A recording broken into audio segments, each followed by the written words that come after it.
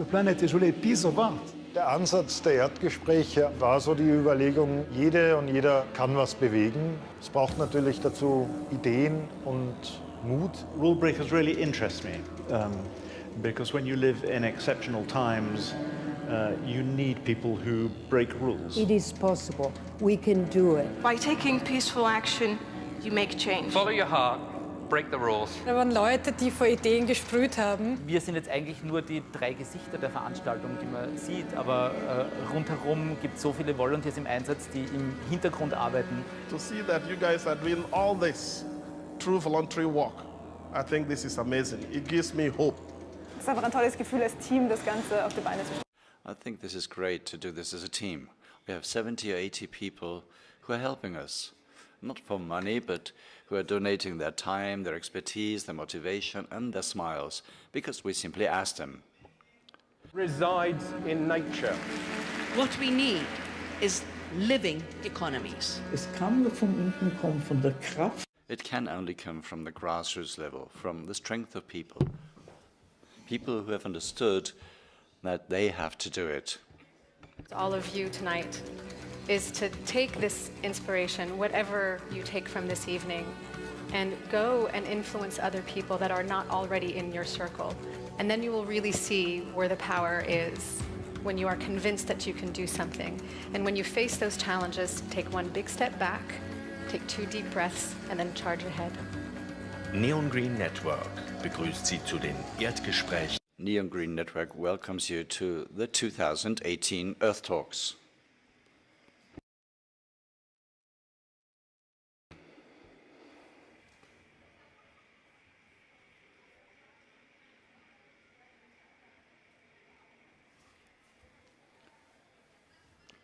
Hello, good evening.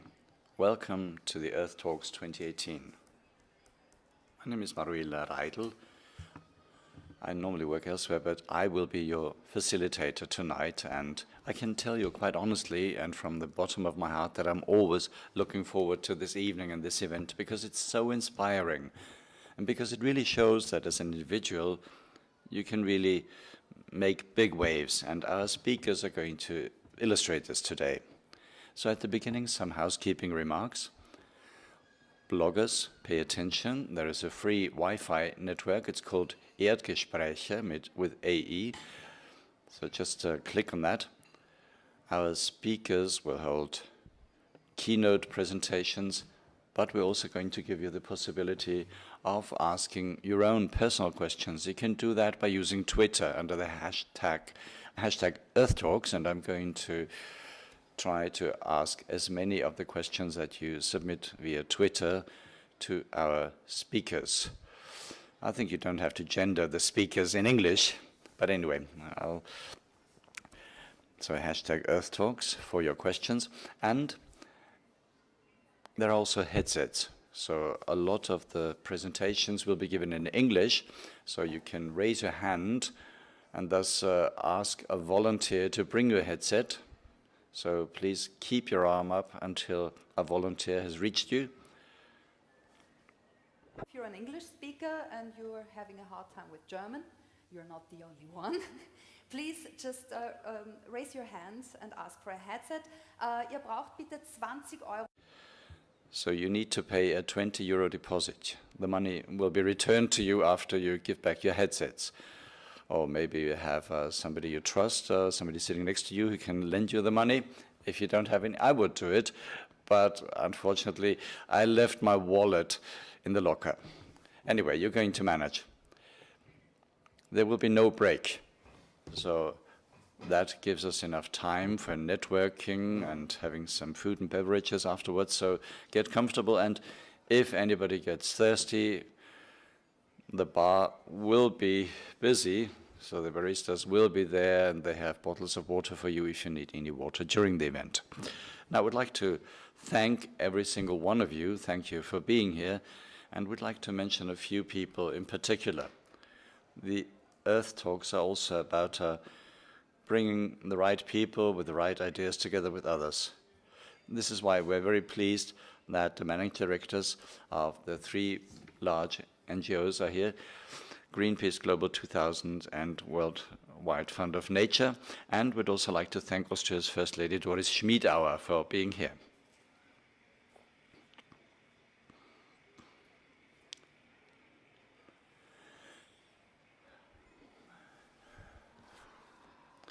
This brings us to the stars of today's event.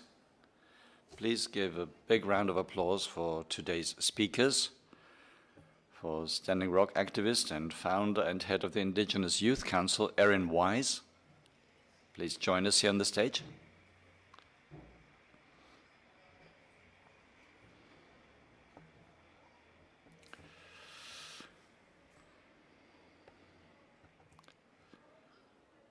And we also have designer, activist, and founder of What Design Can Do, Richard van der Laken.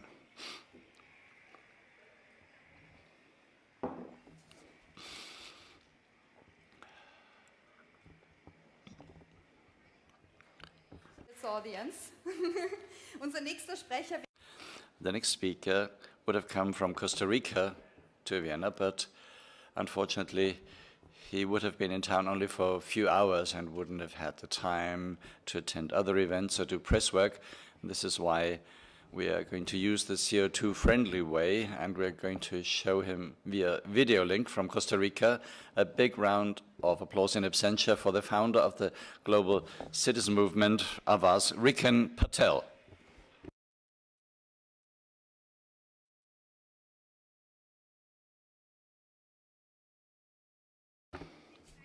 And in flesh and blood, present here today, fortunately, the man and filmmaker Werner Bothe, who is moving a lot through his pictures.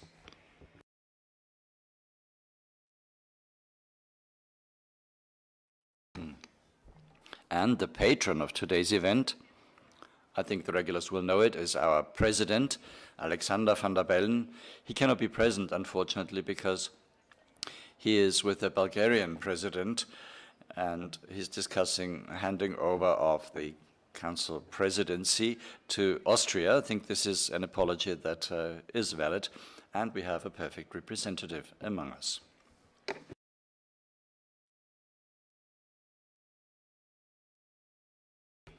Neon Green Network welcomes the First Lady of Austria, Doris Schmiedauer.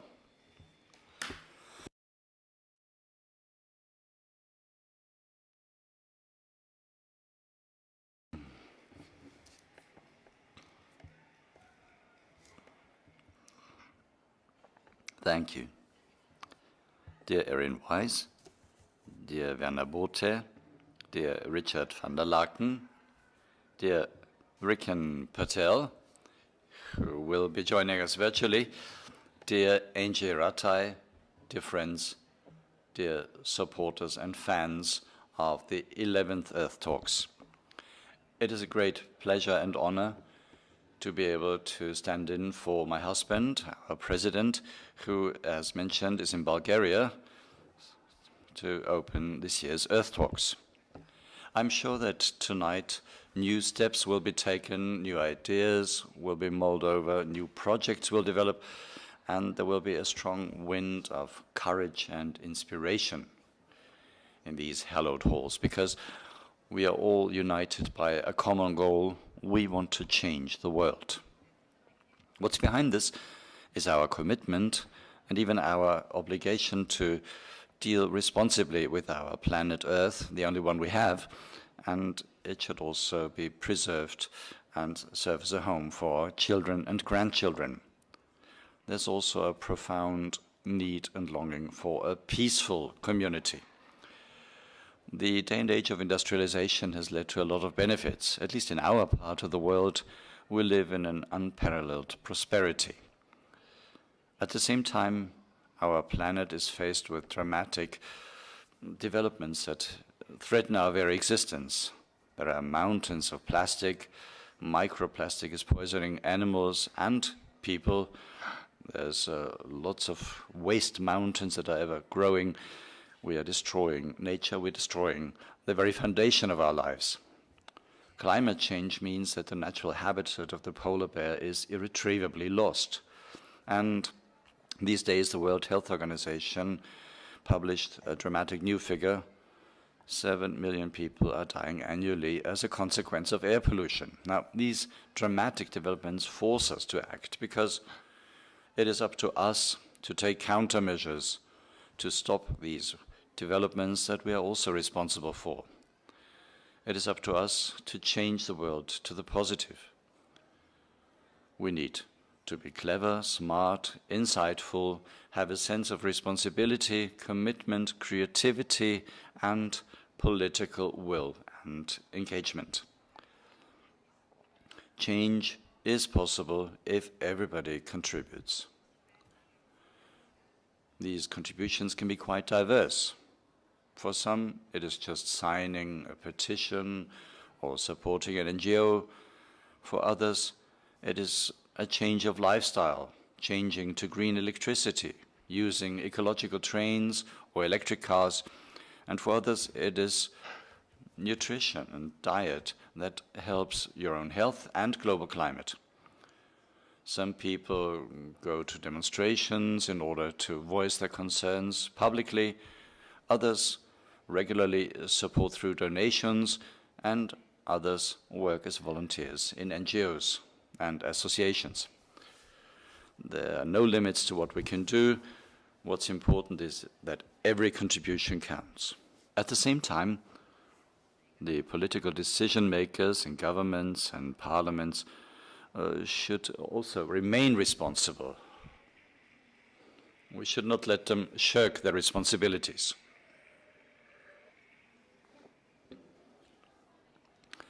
I hope that the power of women will prevail. The future is female. Yes, that's the way it is.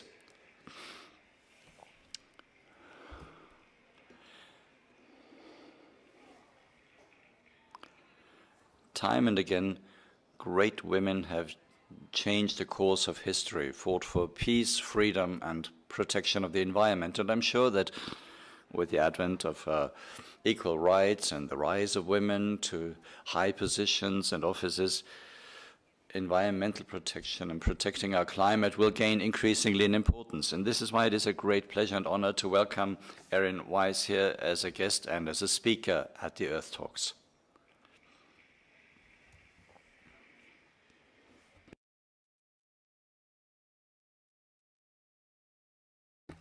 Women such as Erin, who are fighting on the front line against the Dakota Access Pipeline, will not only prevent but also protect our planet. And this is why Erin takes her role very seriously in the Indigenous Council. It is through language that we create reality, and Erin decides on a day-to-day basis to create a peaceful reality. Women's power and the EARTHtalks are inseparably linked. So I'm now looking to Angie Ratai. Dear Angie, as the founder of the EARTHtalks, I would like to congratulate you very cordially. 11 years of EARTHtalks, that's a great success. Thank you.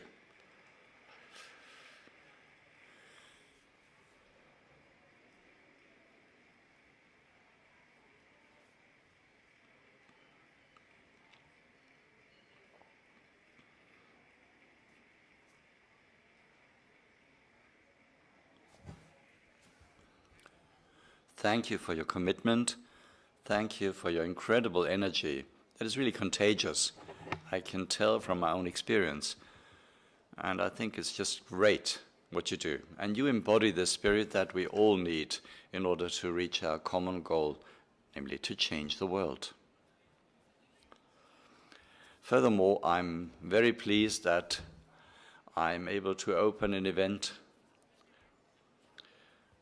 And of course, when the president took over the auspices and the patronage, there were two important women, namely Helga Kromkolb and Freda Meissner-Blau, who were the patrons. Two Austrians who have contributed a lot to the green movement and to fighting climate change.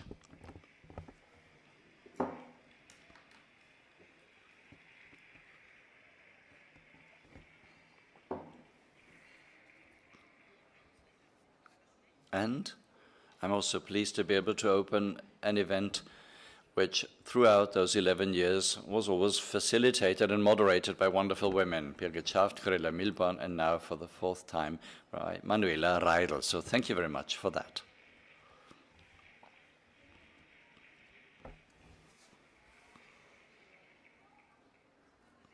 And finally, I would like to express my gratitude to 2 special men without whom the Earth Talks wouldn't exist. You may not be surprised that it's Adam Pavlov and Andrei Kasai. Thank you very much.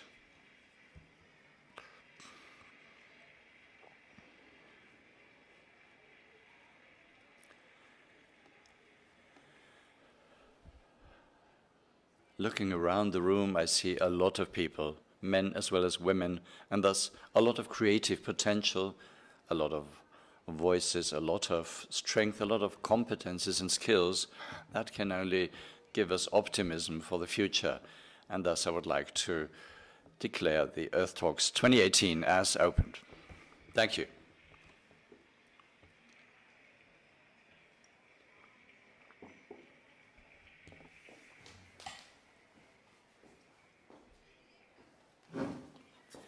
Thank you very much. I have one question for you.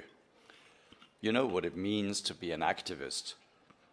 Are you born as an activist, or does life turn you to an activist? Well, I don't think that there's an activist gene, but a lot depends on your education, your family life, that you start to critically question things, and then become an activist if you listen and if you pay attention in terms of inequality, injustice. So to me, this has always been a big topic. And then later, Heinburg, of course, the ecological classics, where I could participate. Well, on behalf of the present generation who are sitting here, thank you very much, and thank you for these kind words of welcome. Doris Schmidauer.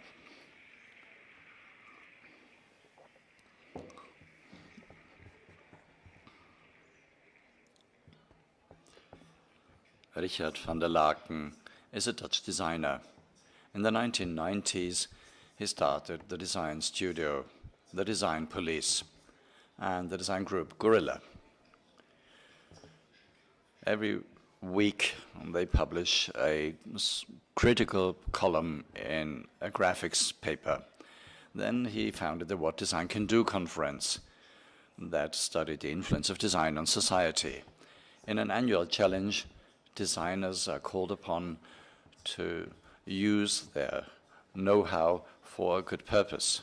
Creative design solutions against climate change should be found this year. Neon Green Network welcomes Richard van der Laken.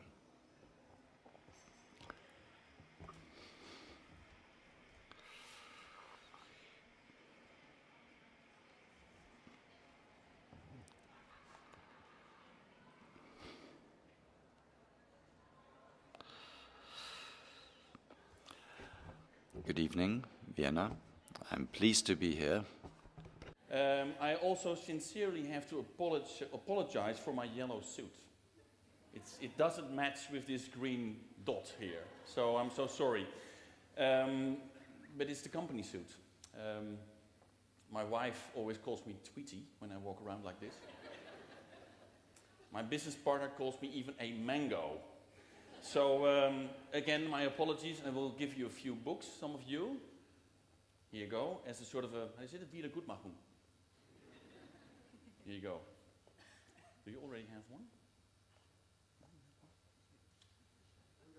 I'm happy to hear that. Here you go.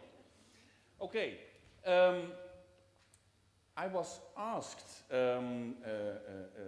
for this beautiful evening to talk about activism. And what I'm going to show you, in my opinion, it's not really about activism, but it's more about initiating. And I think that's, for designers and for creative people at large, really a very, very important point of view, and really a very important thing to do, that you initiate things. Because when you initiate things, then of course things start to happen. And then you might become an activist or whatever you want to call it. But that for me is always a very important starting point, the designer as initiator. But of course, as many people on this stage and on many stages tend to do, I also am going to give you a bit of a personal introduction. First of all, this is, by the way, not so personal. I have a design studio called the Design Police. I have initiated a platform called What Design Can Do. And I also have been working on a visual column that's called Gorilla. And that's what I will talk about. I will talk about Gorilla, I will talk about what design can do. And in my personal introduction, I will also shed a bit of light on the stuff that we do as Design Police. But first of all, this personal introduction. Today I'm not alone. I'm here with my children and with my wife, with my best friend Tirso Francis, his wife and his daughters. So we are here with a big group from the Netherlands. But I also have to tell you that my kids are older now. They are here very young. My wife and I looked at this happening. We thought this needs a picture. But we were, of course, also disturbed. We thought, what went wrong here? So we thought we have to confront them with culture. We have to educate them. So we thought, well, let's go to Paris. Let's go to the Louvre, because that's the place where all our, how do you say that? European culture comes together. So we went to the Louvre, and there you can see the Mona Lisa, and somewhere here are my children. So that was a bit difficult. In fact, they didn't like it. Even stronger, they did not like the Louvre at all. And of course, this is funny. These images are funny, but it also really struck me. It intrigued me that one of the icons of European culture, the Louvre in Paris, is in fact not really able to give children, our future, a proper, how do you say that, engagement. It's really difficult for kids to experience the fantastic treasures of the Louvre. So when I got an assignment from the Graphic Design Museum in the Netherlands, yes, we have a Graphic Design Museum in the Netherlands, it's unbelievable, but there is. They asked me and my business partner to come up with an exhibition for kids, to explain children what graphic design is all about. I still am not able to explain my mother what graphic design is all about, so it's a challenge. But I think that we nailed it in a way, because what we said is let's focus on publishing, because graphic design and visual communication, at the end of the road, it's always about publishing. Whether you make a website or a poster or campaigns or a book or etc., it's always about publishing. So the Dutch title, publiceer het maar, in English, just publish it. And what we did is that we had an exhibition room that was in a way empty. We had these poster frames, as you can see, and we had on the wall all these iconographic images of objects that can carry a message. And on the other side of the room, we had this beautiful wall. And the trick is very simple, because what we did is that we painted the whole exhibition room with paint that contains iron. And what you see there on the wall are these very simple cut-out magnets. They're super cheap. You can make them, or of course let them be produced in all kinds of shapes.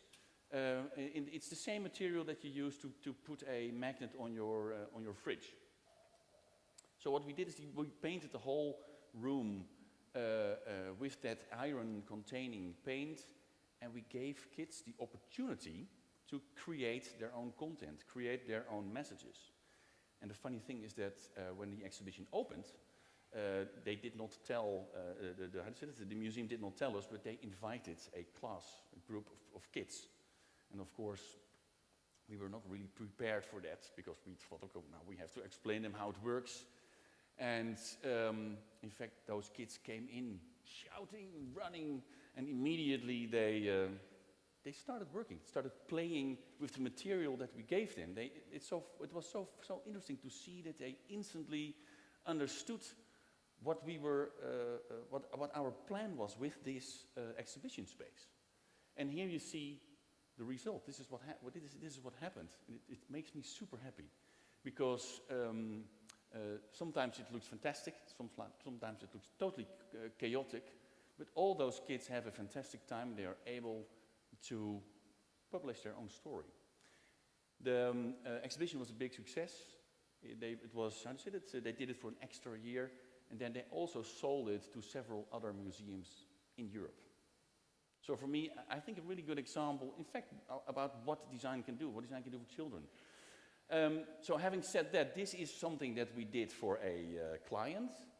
But the coming two projects that I'm going to focus on, Gorilla and What Design Can Do, is really about self-initiated projects, and of course about the fact that I find that so super important. It's, by the way, funny that you have this green circle, and it's really weird to step out of it. It feels strange, but whatever.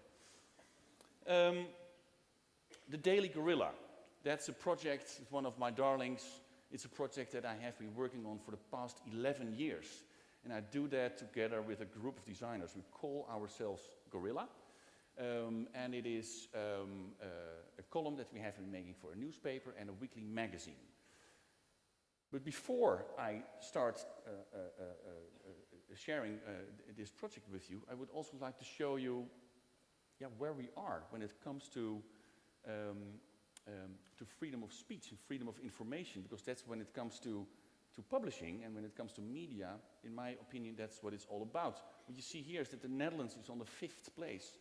And when you look back in the past 5 years, you can see that the Netherlands always flips coins with Scandinavia, with Denmark, Sweden, Norway, and Finland.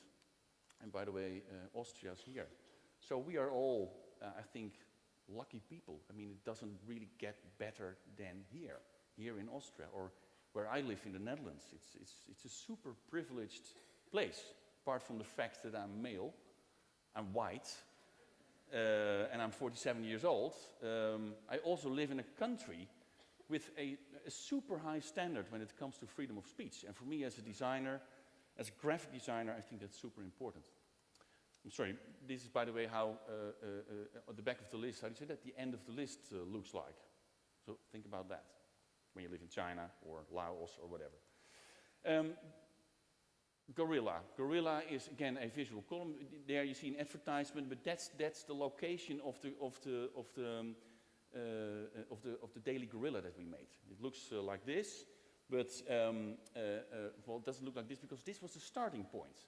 When Bush was about to attack Iraq, the Second Gulf War, we made this illustration in the Dutch newspaper, the Volkskrant. And it stirred up a lot of discussion. Many people called the newspaper and asked if they could deliver this as a poster and cards. People wanted to share it, which I, of course, found very interesting. It even was used. Somebody sent us this picture. And of course, what really struck me as a designer, that you see that the Pac-Man is not placed on the right. Again, this is what it looks like. You also see that we really have to compete with all the stuff that you see on newspapers, from barcodes to prices, advertising and stuff like that. We make covers for the Groene Amsterdammer. It's sort of the Dutch version of the New Yorker. We have, of course, a website you can visit. And we also make books. So what you can see here is Gorilla for President.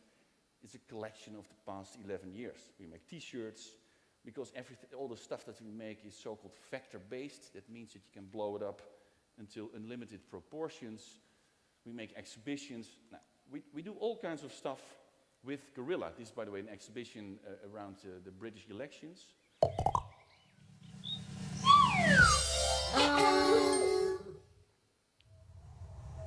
And we make small animations.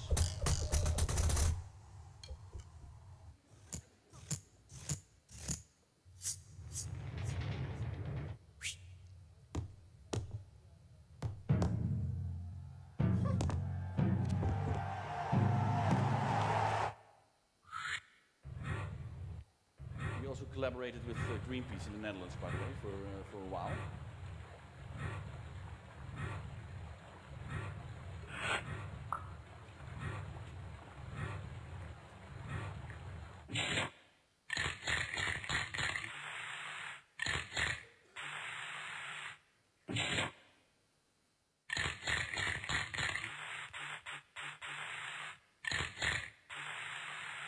Maybe you know that Rutte is our Prime Minister.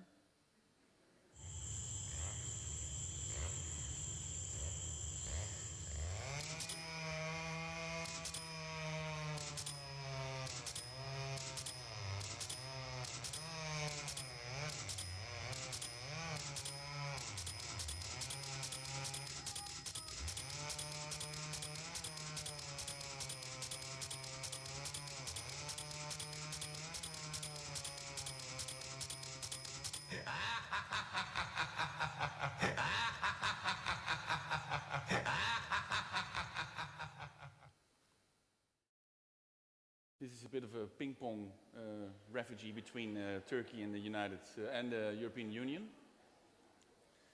And I thought maybe it's nice that I show you a little bit of how we make it, because we have to do it in a few hours. The newspaper gives us the news, the three main topics for the front page, and then we have to start working and deliver a gorilla within 3 hours. So what we always start with is just reading. So for example, this one is about wearing a headscarf in Turkish parliament. So what we do, we always use Google to find cliches. Well, I found them. Smiley, we make some ugly sketches, more ugly sketches, and then we have a gorilla. Cold War, we all know this guy. I think he has a very strong, how do you say that? A strong identity for Russia. We all know this, and we thought, okay, how can we merge this? We did this.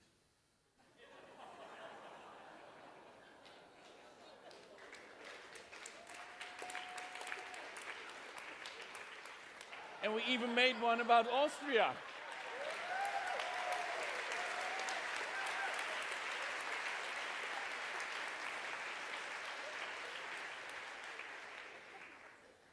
Now, is it spot on? Okay.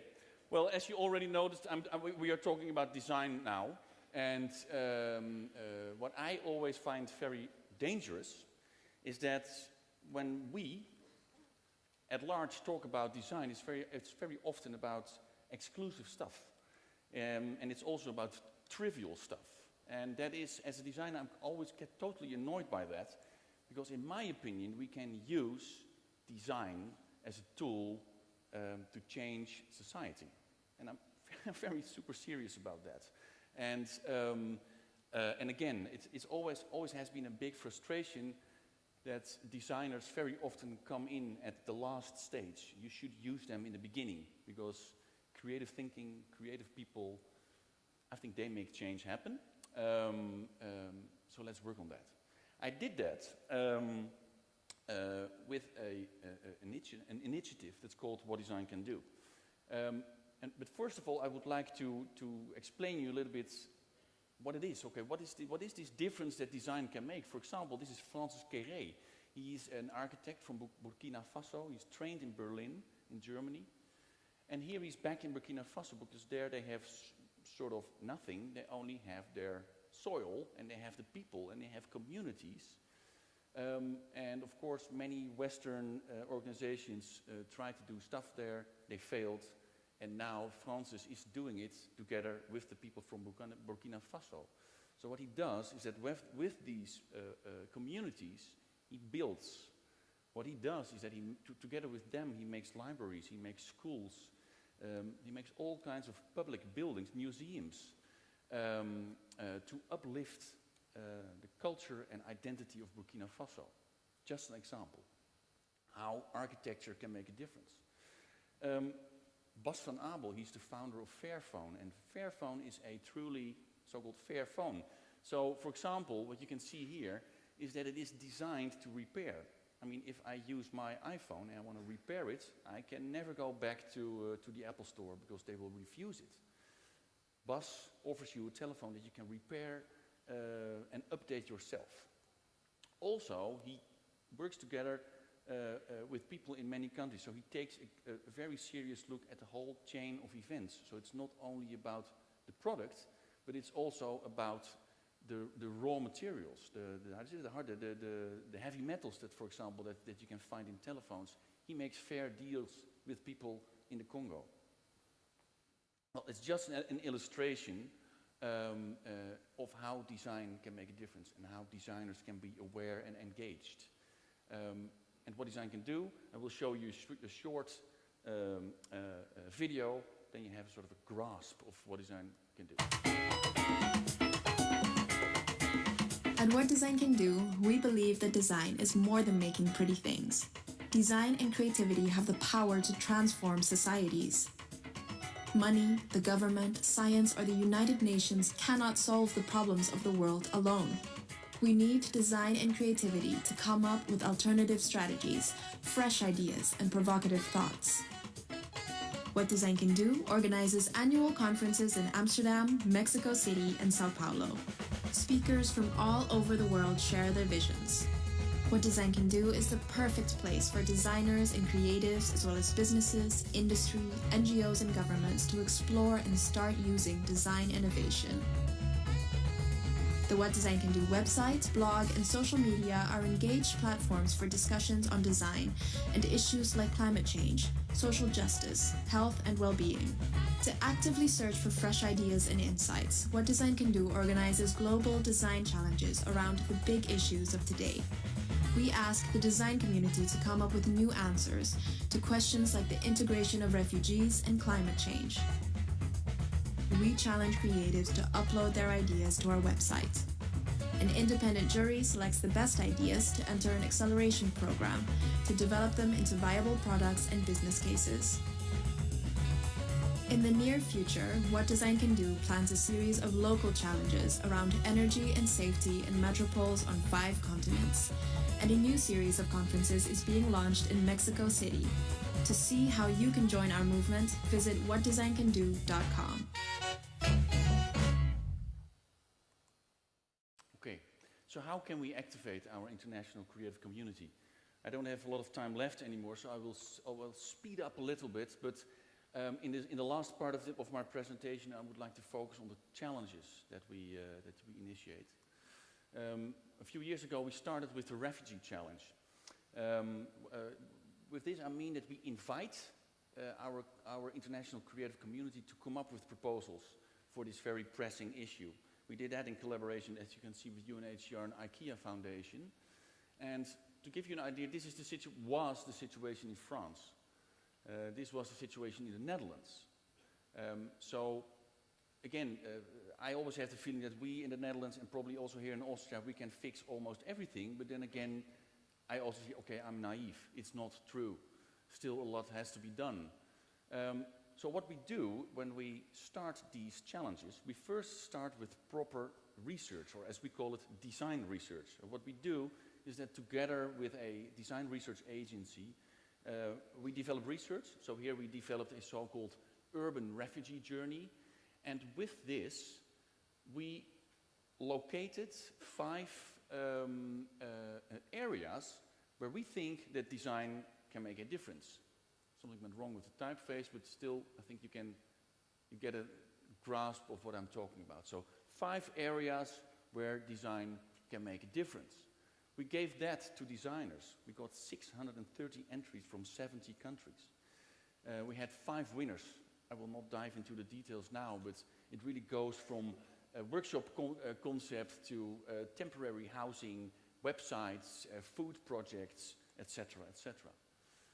Last but not least, last year, because of the success of this refugee challenge, we continued our collaboration with IKEA Foundation and started the Climate Action Challenge. So what can design do to combat climate change? Well, first of all, designers cannot do it alone, but I think they can do a lot. So again, we started with, in a very visual way, mapping all the issues that go around when it comes to climate change.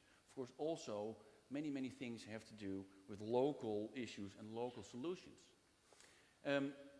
This, of course, resulted again in many entries. And to wrap up this presentation, I thought it would be nice to show you 2 small videos of winning projects. So this one, the first one that I show you is from Spain.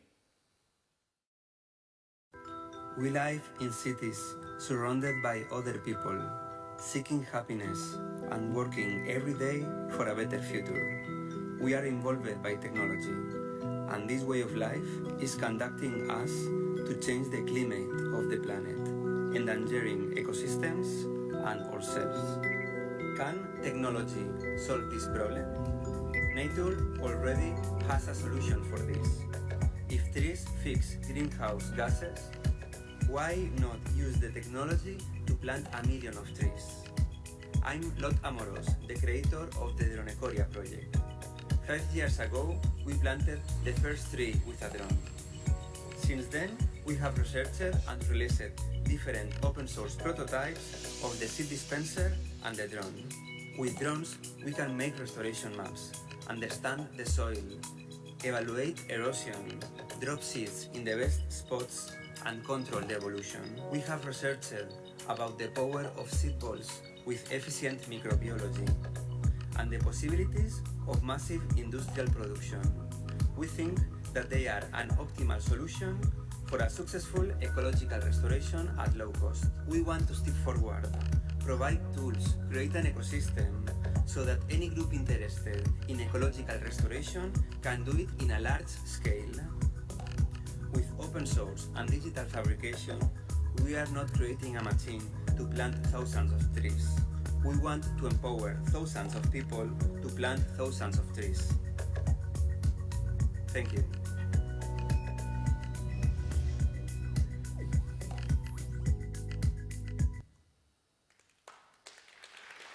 It's a nice one. And then, last but not least, because this is my favorite one, it really makes me so happy, I'm leaving you with a small video from India.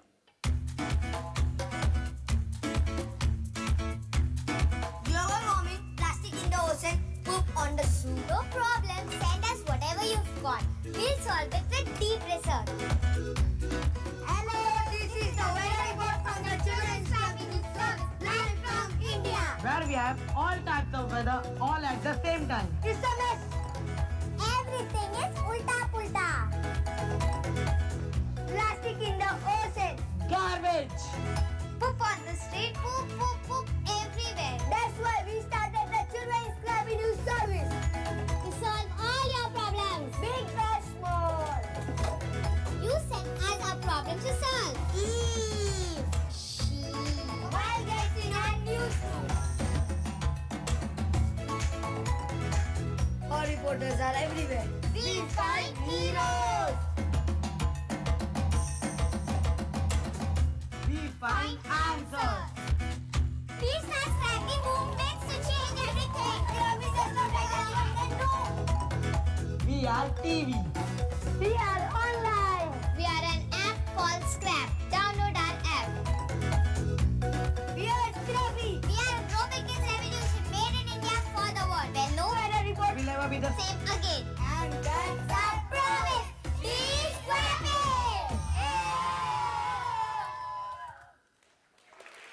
Great. Thank you very much.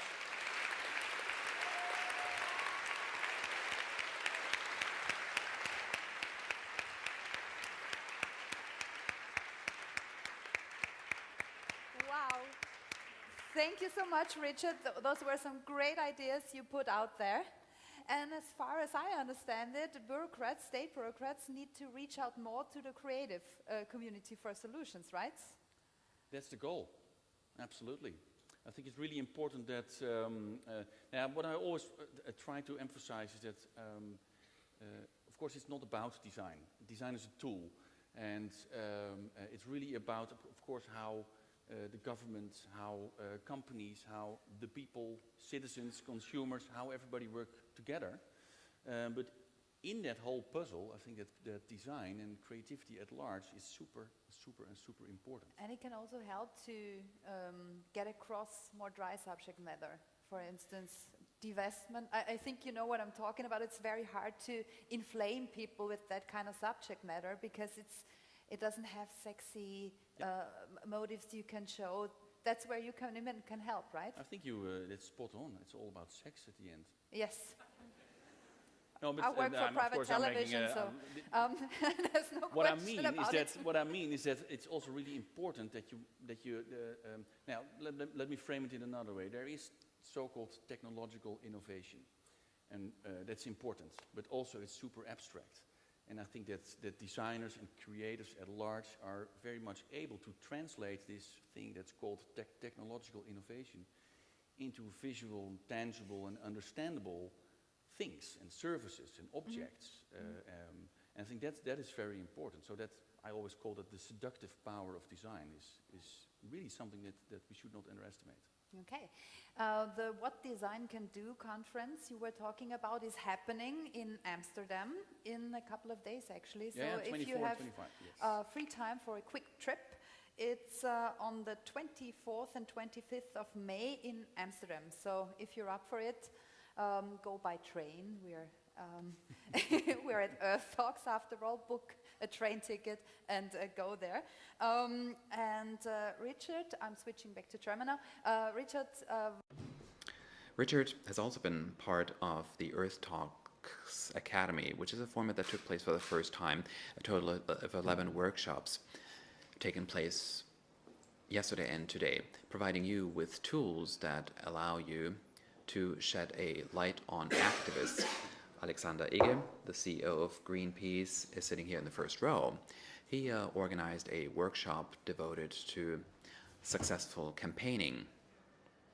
Madeleine Alisa Dedi, someone you know from Instagram. You know her as Daria.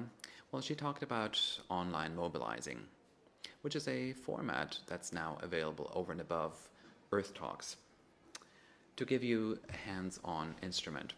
And then videographers, two videographers also captured some images, and let's now take a look at what those videographers have captured on video.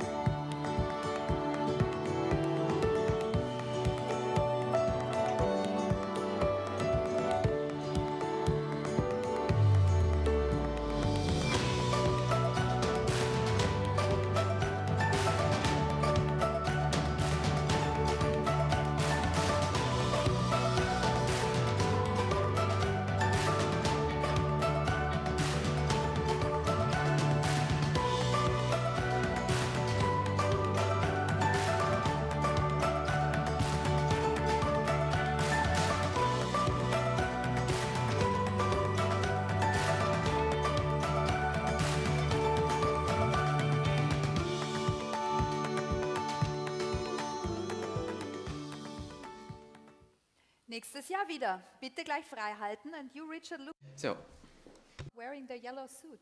It transforms you completely. Then I suddenly look like a nice guy. Yeah, what design can do, right?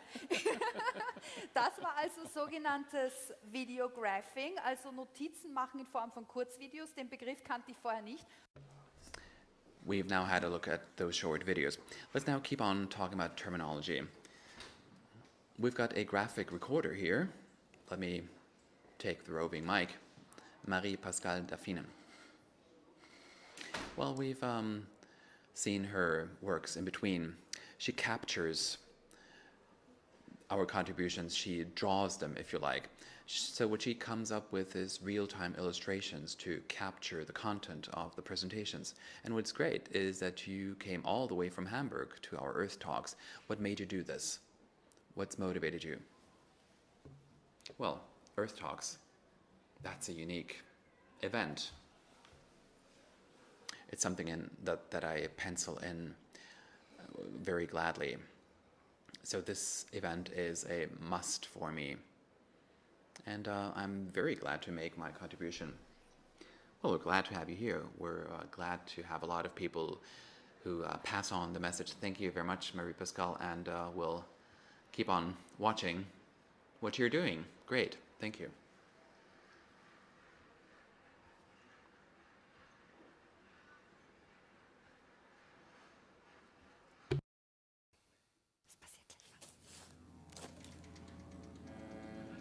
This is all going to be palm oil plantations. Werner Bothe ist Wiener Film. Werner Bothe is a Viennese filmmaker. He came up with the movie Plastic Planet, and he has now managed to raise awareness about plastic garbage in the oceans, and he initiated the global project Ocean Cleanup. With this movie, he won the Golden Rummy in the category Best Movie Documentary. He also came up with Population Doom, Alles unter Kontrolle, Everything Under Control, and The Green Lie. Those are his documentaries. Bothe is being classified, he's pegged for an activist. Well, and he's risen to the top of Austrian documentary filmmakers. Neon Green Network is now welcoming Werner Bothe. Great to have you here, Werner.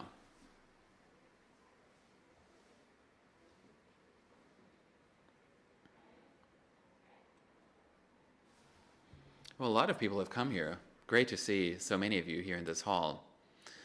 Congratulations on the EARTHtalks. Thank you very much for the invite. It's great to be here. Now, my job here is to give you some insights into my personal development. Well, I gave this some thought. I didn't really know what the organizers had in mind. Insights into what? Well, I'm a filmmaker. Giving insights, well, that refers to something visual, right? And that's why I had to look at my photo album. And I'm going to show some pictures to you. This picture was taken last week in Mexico. Well, the day before yesterday, I came back from Mexico. This is the Cine Morelos in Mexico, in Cuernavaca. This is what the interior design looks like. Well, it's a bit out of focus, unfortunately. Bear with me, please. Now, I've been invited to take part in Cinema Planeta, a movie festival about environmental movies. It's one of the best known in the world, this festival. I was able to present The Green Lie film there. It was screened to an audience, and I was also having talks with the organizers, and they told me that for 8 years they had actually played Plastic Planet in the Cine Morelos for 8 years. Well, I spent 5 days there. Today and tomorrow, Plastic Planet screenings taking place. So I said, okay, why don't I now surprise the movie goers?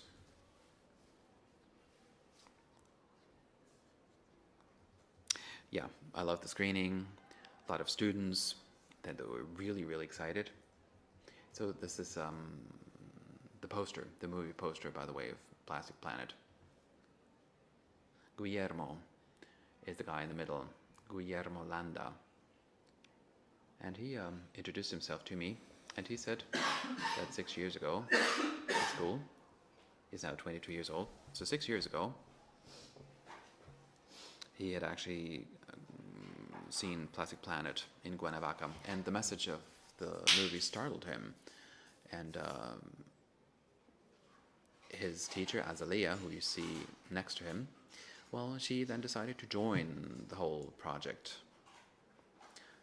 So they turned their school into the first non-plastic school in Mexico. So they banned all the plastic things from that school. They just discarded them. They reconverted the whole school. Azalea was there, as well as the school principal and other teachers and students, and that was a very, very poignant experience for everyone. The children that took part in the screening were also very much emotionally involved. So the students got on board, and this is something that I've observed for a long time. When you're a student, when you attend school, you're quite receptive to messages such as plastic is shit. It's a danger for our environment and something needs to be done to ban plastic from our planet. Well, this was me, by the way. First day at school, a long time ago. Well, I came from a very bourgeois family, as you can see. My grandfather was the CEO of a company called Interplastic, dealing with, well, plastics.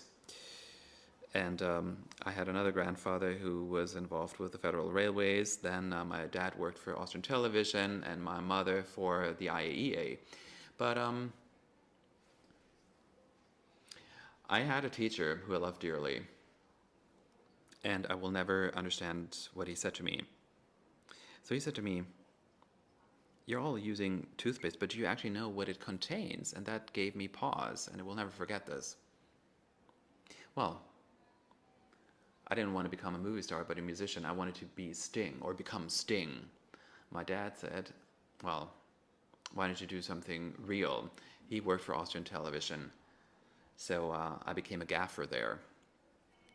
I was just the busboy, really. But I liked working there and being there because this helped me come close to important people that you just know from the telly. And I wanted to know what they're like. So I was starting to rub shoulders with them.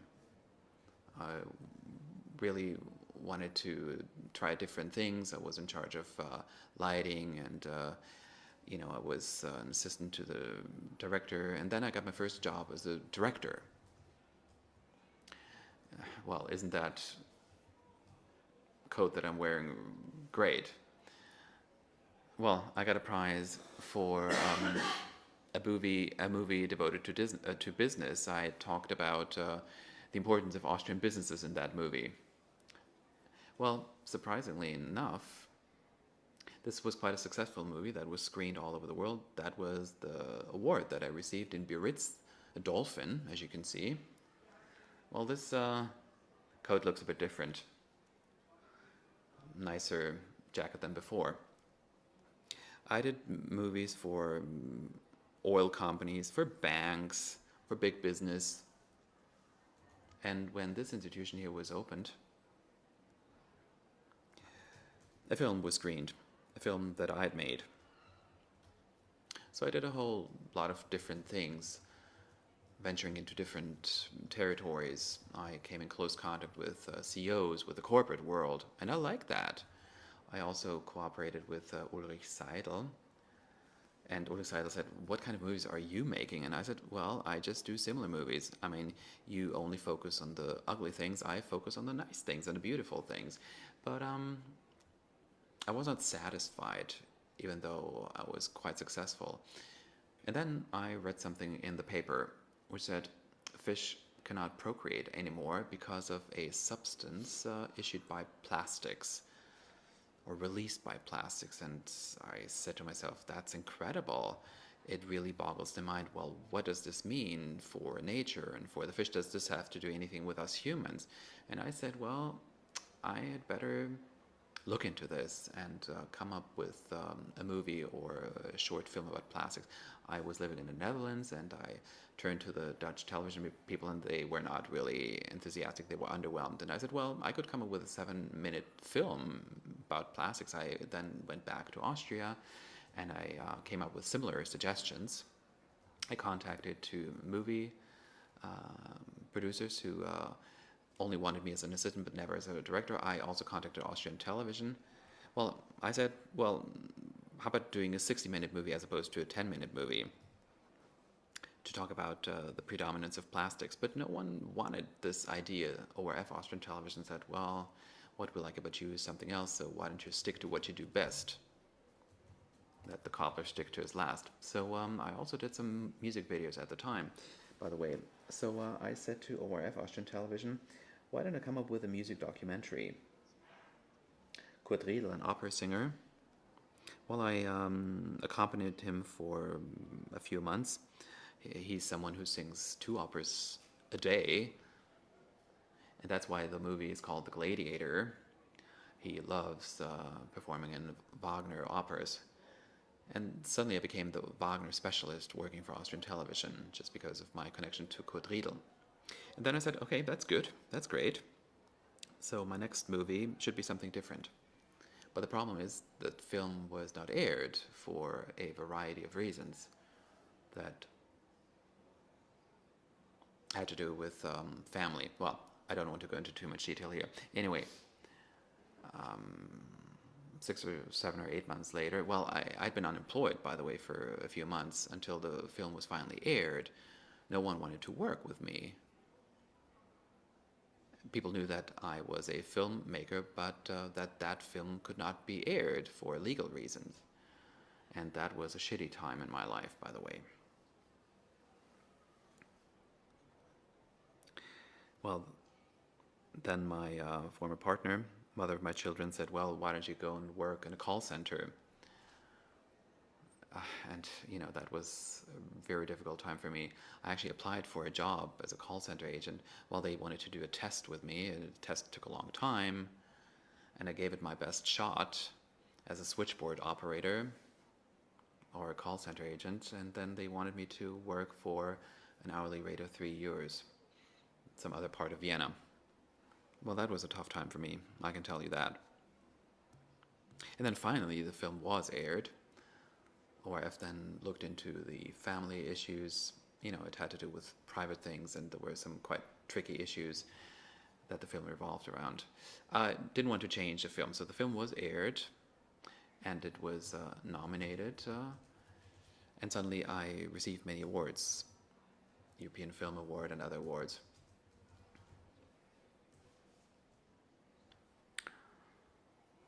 And then suddenly someone said, well, why don't you do another movie? And then someone else called me, couldn't you make another film? And suddenly, within just a few hours, I got 3 jobs, and I wanted to do all these movies. And then I couldn't work as a switchboard operator or call center agent anymore. So the first movie then that I made after this hiatus was a documentary on the Flying Dutchman. After all, I was a Wagner specialist. And then I said, well, why don't I talk about the Arctic? So we shot the movie there, and we had a real Dutchman that we were looking for in the Arctic, and we actually found him on the boat. Richard, do you know them? Henk de Velde. It's a Dutchman, by the way. Well, he sailed all across the world. He's the guy in the boat. He was stuck there in the Arctic. In the Arctic. Anyway, that's the guy that I'm talking about. The film was quite funny. I mean, considering it was a Wagner movie, surprisingly enough, it was and turned out to be quite funny. It received an award in San Francisco in the most innovative television idea category. So this is what the cover looked like. And the next movie I made, well, it was going to be 3 movies in a row. And I said, why don't I go and look for the Holy Grail? And I found it in Valencia. There are knightsmen who actually showed me the way to the real Holy Grail in the Holy Grail Chapel. Well, that was a very emotional film for me. My grandmother was in a state of coma at the time, by the way. And I said, well, the knightsmen, of course, also interpret their own history when delving into the subject matter.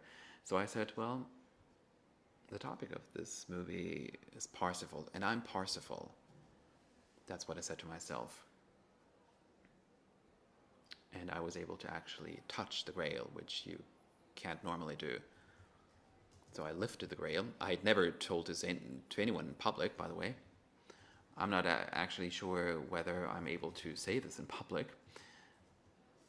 And I said to the Grail, could you please help my granny? And Good Friday in the morning, at 9 o'clock in the morning, well, I was called and someone said that my grandmother had just died after a long coma. She had been in a coma for months. Well, and then I said I had better deal with my personal history in this movie, but I didn't really dare do that. I edited the movie and presented it to ORF, Austrian Television. And I said, well, there's an emotional story that should be included, my grandmother's death, and this connection to the death issue. And then the television people said, no, we don't want that. As opposed to the EARTHtalks, where people love emotional stories. So anyway, I then decided not to pursue this any further. And by the way, it's a bad movie. Don't watch this. The third movie is actually really, really funny. It's the funniest movie I ever made. ORF didn't think it was funny at all. It was aired sometime during the night when no one watches television. Now, this anaconda, by the way, featured in the film, and it bit into something. Well, it's nice to be courageous and gutsy if you know what animals are all about, but if you don't, well, you end up shit creek. Anyway, ever since that movie, I've been not too fond of anacondas. Actually, I've been quite watchful and cautious when it comes to anacondas. So that put an end to my career as a Wagner specialist. I then directed the second unit. That's the scene depicting the 10 Commandments. I was responsible for 700 crew, 28,000 extras in total. They were all wearing clothes and sandals. You know, at the time, those were real-life scandals, all the chariots, for example. And then I said, well, I was going to be a big movie director. And then someone said, well, wouldn't you like to direct a big, big movie dealing with disasters? Well, the cast was pretty impressive. Then the dollar, by the way, went up. And the production company, well, they wanted to make too much money. That's what the American studio had told them. They wanted to siphon off a lot of money from the US. And then the project was put in the back burner. And it just didn't come off.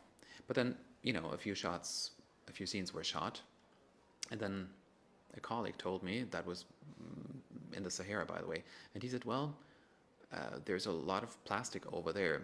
That's where they shot Lawrence of Arabia, by the way. And I then went there with a camera. And that was actually the first scene I shot for Plastic Planet without actually having had a job, without having been asked by anyone to do the movie. And that then gave rise to my phase as a documentary filmmaker. That's the American poster for the Plastic Planet movie. Well, I recently read the numbers talking about the most important and successful documentaries of all time. Plastic Planet is ranked 56th. Thank you.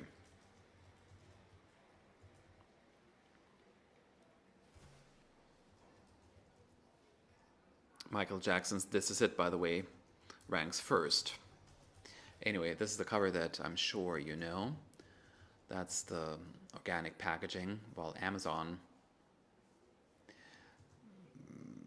did want to use plastic for this, but I didn't. That's the globe that we tested, by the way.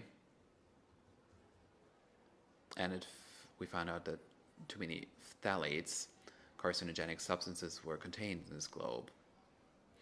Yeah, and then things started quite quickly. Well, here you can see Sandra and her husband Peter.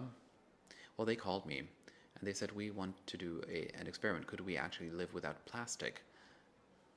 Christmas time without plastic. Isn't that terrible? I love that headline. So this then gave rise to a new quality of life. It was a quantum leap for me. Sandra and Peter are cool people, and thanks to them, things got started. Sandra went on to write a book about the experiences she had and her family members. No Plastic Life.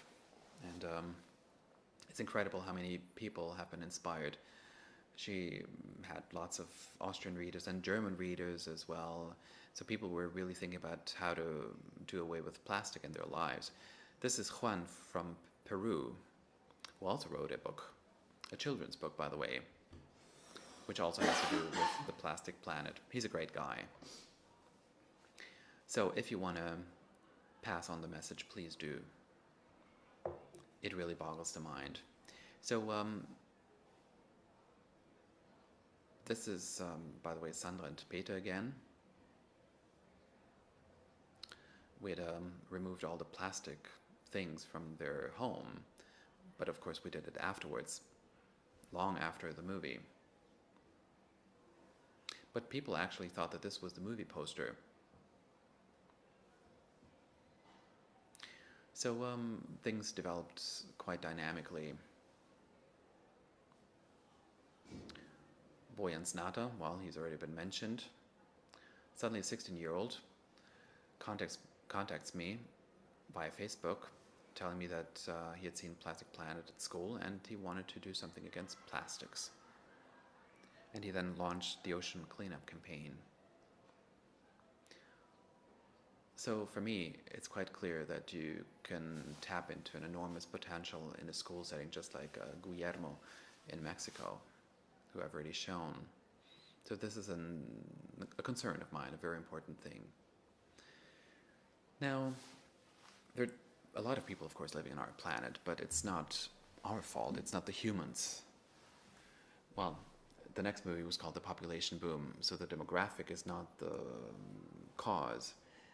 So what's the underlying cause? What's the root cause for our problems? Alles unter Kontrolle, everything under control. Yeah, I need to speed up because I don't have much time left. Alles unter Kontrolle is an outlier, in a way. Time is, of course, an important factor. And sometimes people anticipate many of the things that a movie is all about. So it's all about the time factor. So these are things that you know, of course. Making films is about cameras as well, as you can see here. But it's also about the people that you work with. And the people I work with are great human beings. And I've traveled a lot, and I've realized that it's really, really important to have friends in the business and to be supported by your friends. Without friends, things could not work. On the left, you've got Dominik Spritzendorfer, and then Andreas Hamser, who's in charge of sound, and Mare Höxl. The guy on the right is the cameraman, by the way. So I've done a lot of traveling with them for years. Here we are pursuing NSA staff. This picture was taken in China, this in Chicago, this in London. Well, that's what we used to look like. And now this is what we look like if we wear high-tech gear. This is Gernot Krassel, my editor. Well, he's a good friend of mine, and over and above that, he's a great editor. And for days and days and days, or for almost a year, I spent a lot of time with him, 10 or 12 hours a day, editing the movie. Well, he did the editing and I watched him. So it's really a team effort. Those are pictures showing all the other team members. This picture was taken in India, this in Brazil. And that's how we travel. Well, everyone likes to have the window seat to sleep on the plane. Well, we take planes quite often. Now, the Plastic Planet movie, of course, is also about that. Well, someone said to me, that was during the Berlin Film Festival. He said to me, well, wouldn't you like to have your next movie certified as a CO2 neutral movie? And he was able to do this. And I said, well, we do a lot of traveling by plane. How does this work? And he said, no problem. Just pay me 3,000 euros and you get the quality seal, the certification. Just fork over the money. And I said, well, why don't I make a movie about the green lie?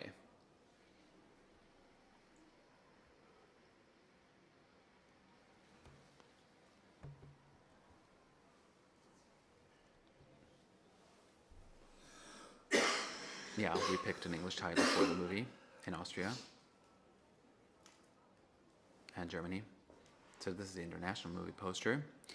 Well, these images, I'm sure you know them quite well. You've, I guess, already seen the trailer.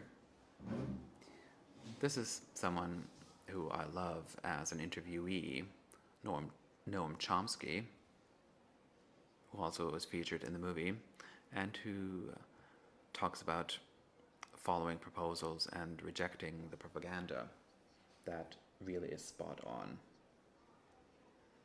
And that was an eye-opener for me. This movie is about this and other things as well. So I delved into the plastic craze, and I then turned to Population Doom, which is a humanist movie, which is about social equity and justice. And then I talked about people that are not informed about digital surveillance. That's a movie, Alles unter Kontrolle, that talks about this specifically. So we really need to change the system. We need to make sure that there is global governance also in business. Now, wherever I show the movie, whether it's Mexico or Denmark or some other location, this movie strikes a very responsive chord with a lot of people who are quite okay with the message of the movie. But there's an underlying problem. Because of consumption patterns, we have become quite solitary figures. But we need to get out of this crazy pattern of consumption. I also had talks about this and other issues with Sigmund Baumann, who's passed away in the meantime, unfortunately. So we need to find ways and means of trying to solve this. Farida Akhtar is someone who you might know. So we said that we need to tackle the global economic system, and we need to produce a change. We need to change in order to break the power of multinational corporations, put an end to that predominance, but we also need to get rid of a lot of Arschlochprodukte, or asshole products. But we can't produce this sticker because we would have to produce way too many stickers. Nobody could afford to produce that many. So I believe that it is better if we were to make sure that we as citizens simply say enough is enough, and only products can be produced that are produced in a socially fair and ecologically sustainable way. So this is the point that I've come to, and maybe we can get all the various countries to cooperate, because so many people are suffering, and so many people are saying that enough is enough. Let's stop this power of multinational corporations. What kind of democracy are we talking about when it is the corporations that dictate to politicians which laws they should or should not pass? So looking away doesn't help. I believe that we have to find a peaceful way of changing our economic systems. Thank you.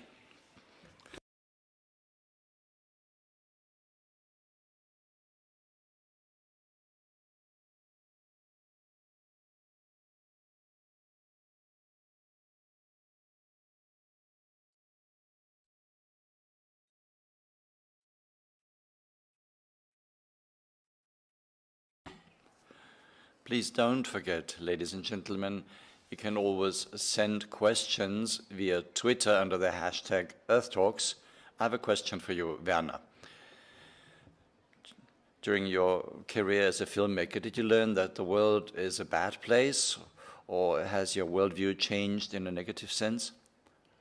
Well, my worldview, I think it's a wonderful planet that we're living on, but I think that my perspective and my outlook on people is what I'm more interested in. So to what extent are we capable of, on the one hand, seeing how multinational corporations, well, exploit people and destroy nature, and people are just looking on. So how long is it going to take for us to start acting? In the short term, I'm pessimistic, but in the medium term, I'm optimistic. I think there are a lot of ideas out there, and I think that even now these ideas exist. They just need to, well, be communicated, and people need to just find the right ideas, initiatives, and organizations. Is there any project that I would like to implement? Well, there are hundreds of thousands of projects, of course, yes. Yes, I have clear ideas, but it is still early days. So thank you. Thank you for your presentation. Well, ladies and gentlemen, 2 minutes ago we used a familiar form of address, so the EARTHtalks consists of 2 parts. What you're experiencing now, here are our presentations, and on the other hand, networking after the event. And that, of course, is a lot easier to do with a wonderful buffet. We know how to attract you. The food is really excellent. I can't say lecker, yummy, as I heard today, so the food is really good, tastes good. And 2 people who are responsible for that yummy food. Please give a big round of applause for Asan and Britta Asanovic.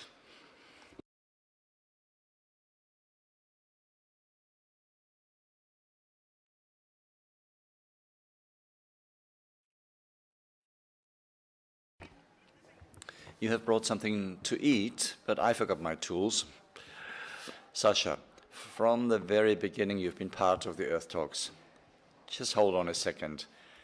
Well, this is chocolate cake and she runs away. Come on. You've been with us from the very beginning. You said that the food here is also a statement. Please explain. Well, from the very first moment I've been on board, thanks to Angie, and, well, every kind of food is a statement. So whatever we consume has a lot of impacts. It has an impact on our organism, on our bodies, but also how things are produced and what feelings are created while consuming them. And this has just confirmed my commitment and my ambitions when I heard from one of the participants who happened to participate here more often, paid me a compliment because she said that you can feel all the love and the positive energy that comes across through our food, through our delicacies that we're producing with our catering partners. And that's a lot of fun, of course, and that's what drives us and motivates us. Well, a lot of people who come to the EARTHtalks, when asked about the motivation, say, I talk to Angie. So you may have noticed that. Britta, you have also been on board for a long time. What's your personal motivation? Except that you happen to speak to Angie. And Adam, yes. No, I think I was in the right place at the right time. As Sasha said, we've been part of the EARTHtalks from the very beginning. He always told me about them and he got me to help. Well, we've turned into a wonderful family. A lot of people are working on a volunteer basis. We also have children. Well, it sounds like a cliche. We don't live for us, so we also try to do good and also make sure that nature survives and that we make our small contribution.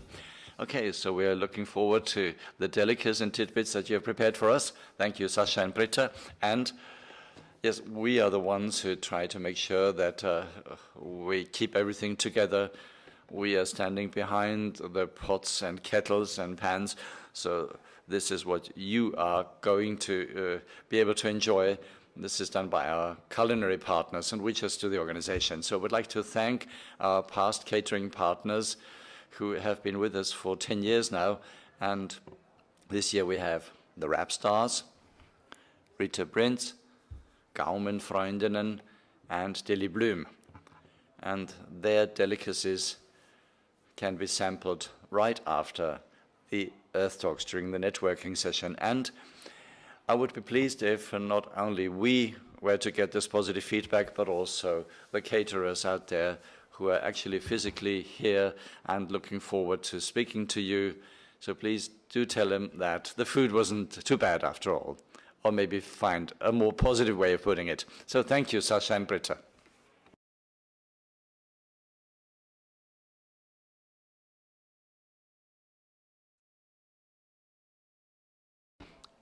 Many people know that this event is organized based on sustainability criteria. We have organic food buffet, and also the partners of EARTHtalks are always trying to develop further, continuously, and this is why we think that it is only fair to mention that the Rogner Bad Blumau have now started supporting building a girls' school in India. Thank you for supporting the ERDgespräche, the EARTHtalks, and thank you for this project in India. Our thanks go to the Rogner Bad Blumau, a spa. And next I would like to welcome a lady here on the stage who has participated in all major geopolitical climate events.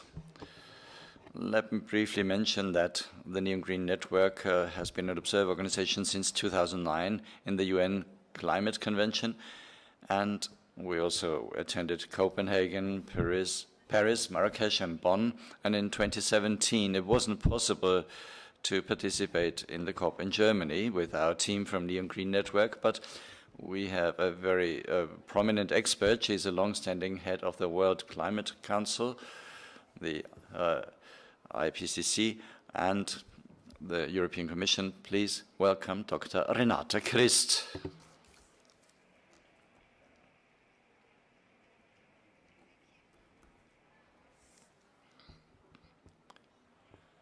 Dear Ms. Christ, thank you very much for being here today.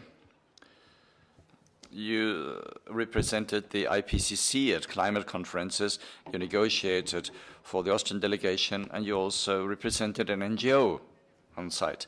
So did you have to change hats or adopt a different role? Well, it was certainly different in terms of what you can contribute and how you can participate.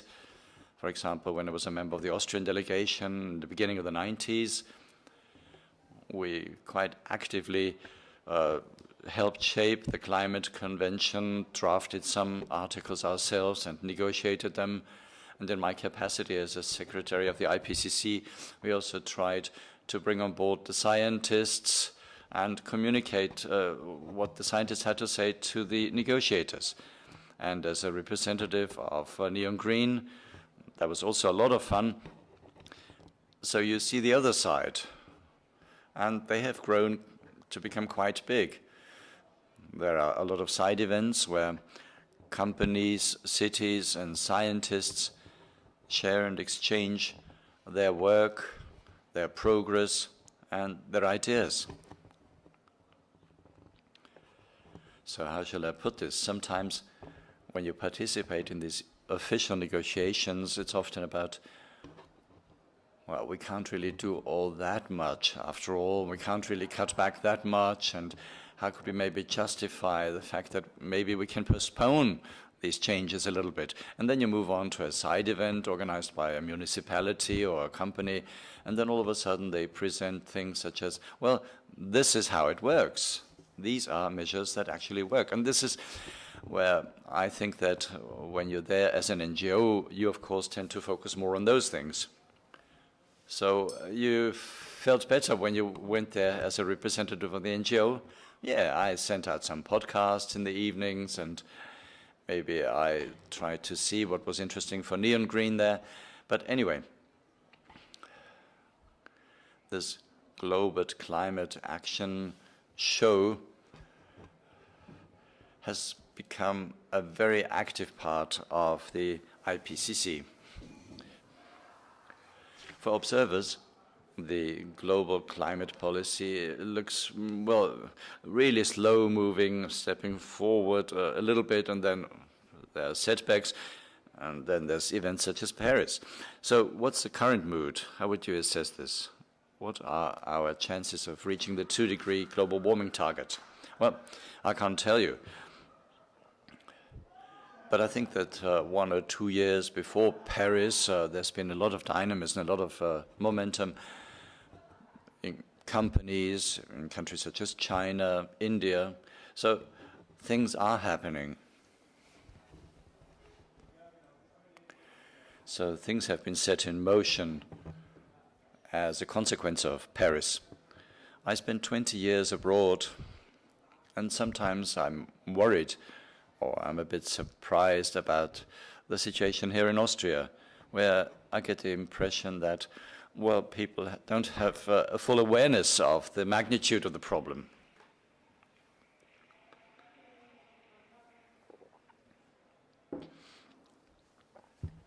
As a normal person, like you and me, can you do something in order to move climate policies forward? It's not just by using the train ourselves, but maybe putting pressure on politicians. In the coming days, maybe if you have a couple of hours spare time, maybe you can look at the Mission 2030, this integrated climate and energy strategy, especially the chapters on tasks and lighthouse projects, all the way to the 8th of May. You can still submit comments, and these will be included in the final version of the document. So, critically well-founded technical and factual comments from many, many people, I think, would be incredibly important. And I believe that the website of the Ministry of Sustainability, I think this is where you can write and submit your comments. And the more people submit their comments, the better. So, thank you very much, Renate Christ.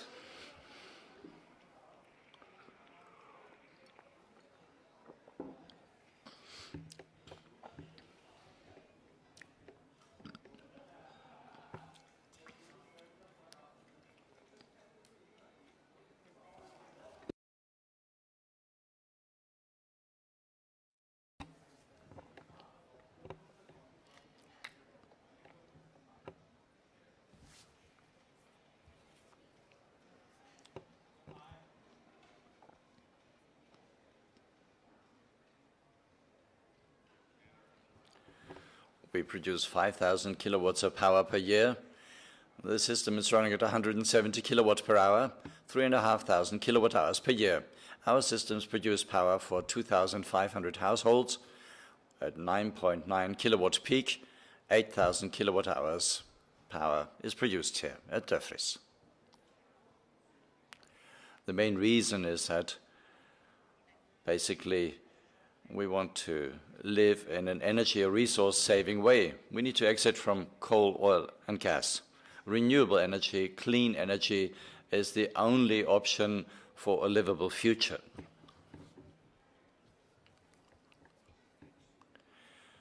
I want the public authorities to act rather than talk. So we need to create an incentive for people to change over. Well, the roofs in Vienna still look a bit gray. That should change. We are proving that it's easy to have a PV system on a multifamily home. Well, 100% renewables, globally if possible. Well, if everybody on this planet wants to lead a good life, then we can't really continue to use up our resources and continue to emit CO2. We need 100% renewables. The minds of those in charge, that is to say politicians, should rethink. Well, what I wish for is that the population see how renewables are produced, and what it entails, then they would learn how to deal with this valuable resource.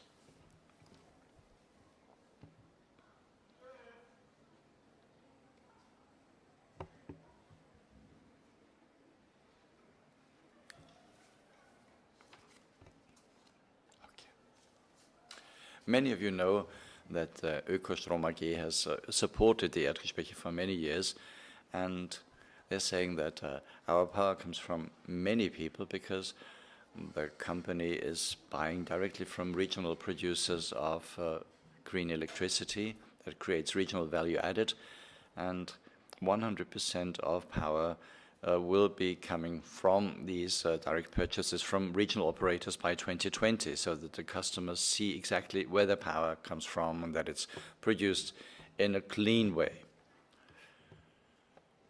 So you here in the room have the chance of getting a wonderful prize, because you can win 10 times your annual energy needs. You don't need to do anything, just remain seated. And luck has to be on your side, because we're going to show 10 numbers of seats, and if you see your number, the number of your seat, then you know that you will be converted to clean electricity, and that the annual energy consumption will be free of charge for you. So let's show the numbers now, and if you see your numbers, please get up. So it's row 23, seat 17. Just stand up if you see your number. So the first number is the row, and the second is your seat. Do you need to check your tickets, I guess? So those are the people who have won. Congratulations.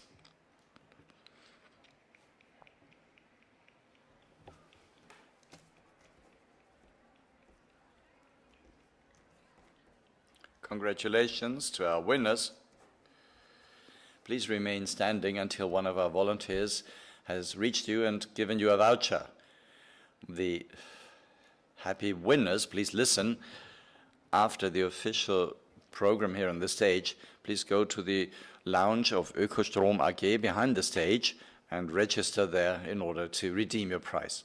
So congratulations, and a big thank you to the Ökostrom AG, the green electricity company. Thank you.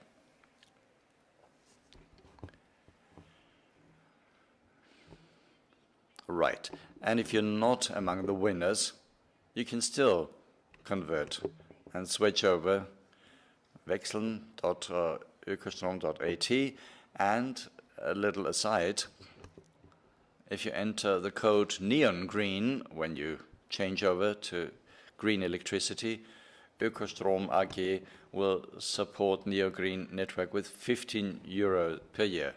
So as long as you remain a client, they will send €15 every year to Neon Green. So a big thank you for that.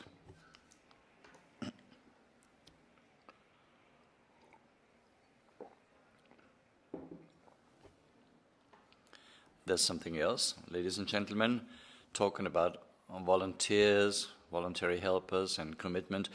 There's a lot of good souls like the ones who have just handed over the vouchers to you, who are supporting this event, our volunteers who are taking the time year after year. And I would like to present three of them. Maria, Mirta, and Gerhard, please join me on the stage.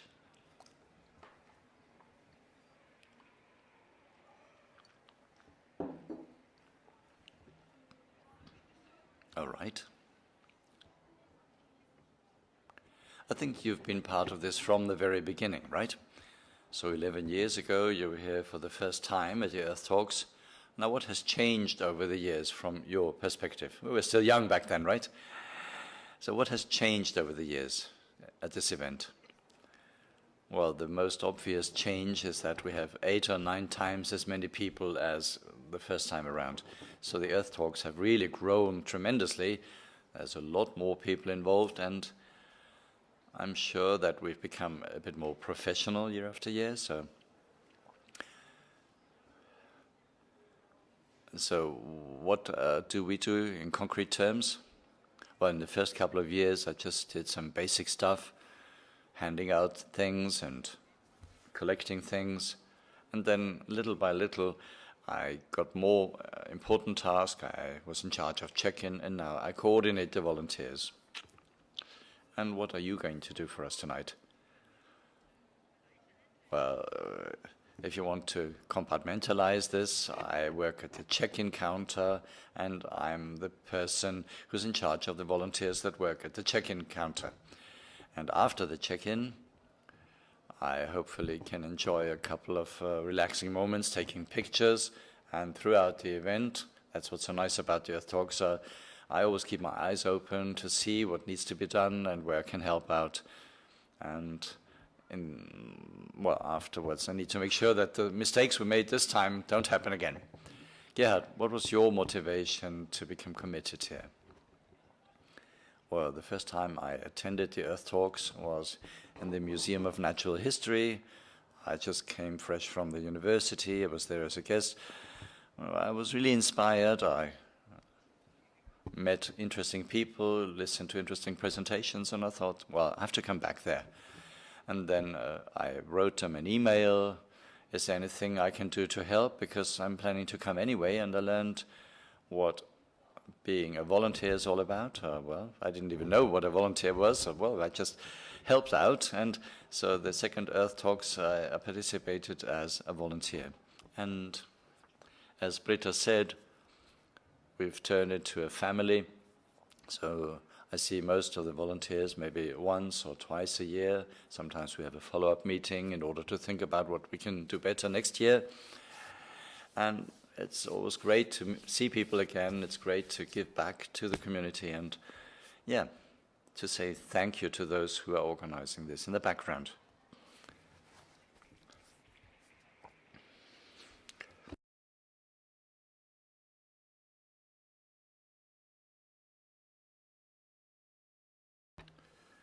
So we have shown several ways of how we can support ERDgespräche, Earth Talks. You can become a customer of Ökostrom or green electricity. You can also participate as a volunteer. We're always happy to have new people. And there's this third option. You can buy tons of Zotter chocolate, Zotter Schokolade. That also helps the Earth Talks. So let yourself go. It's for a good purpose. Thank you very much, and thanks to all volunteers.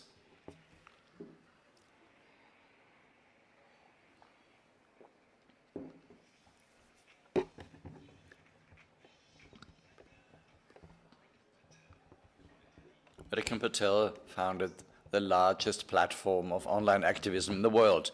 Having studied at Oxford and Harvard, where he fought for more social justice, he worked for NGOs in Sierra Leone, Liberia, Sudan, and Afghanistan. In 2007, Rikin Patel founded Avaz, a platform which today counts more than 44 million members. It is committed for campaigns on human rights, equal rights, peace, media independence, and many other things. Avaz was also leading in organizing the global climate marches in 2014. Millions of people successfully campaigned for a global climate protection agreement.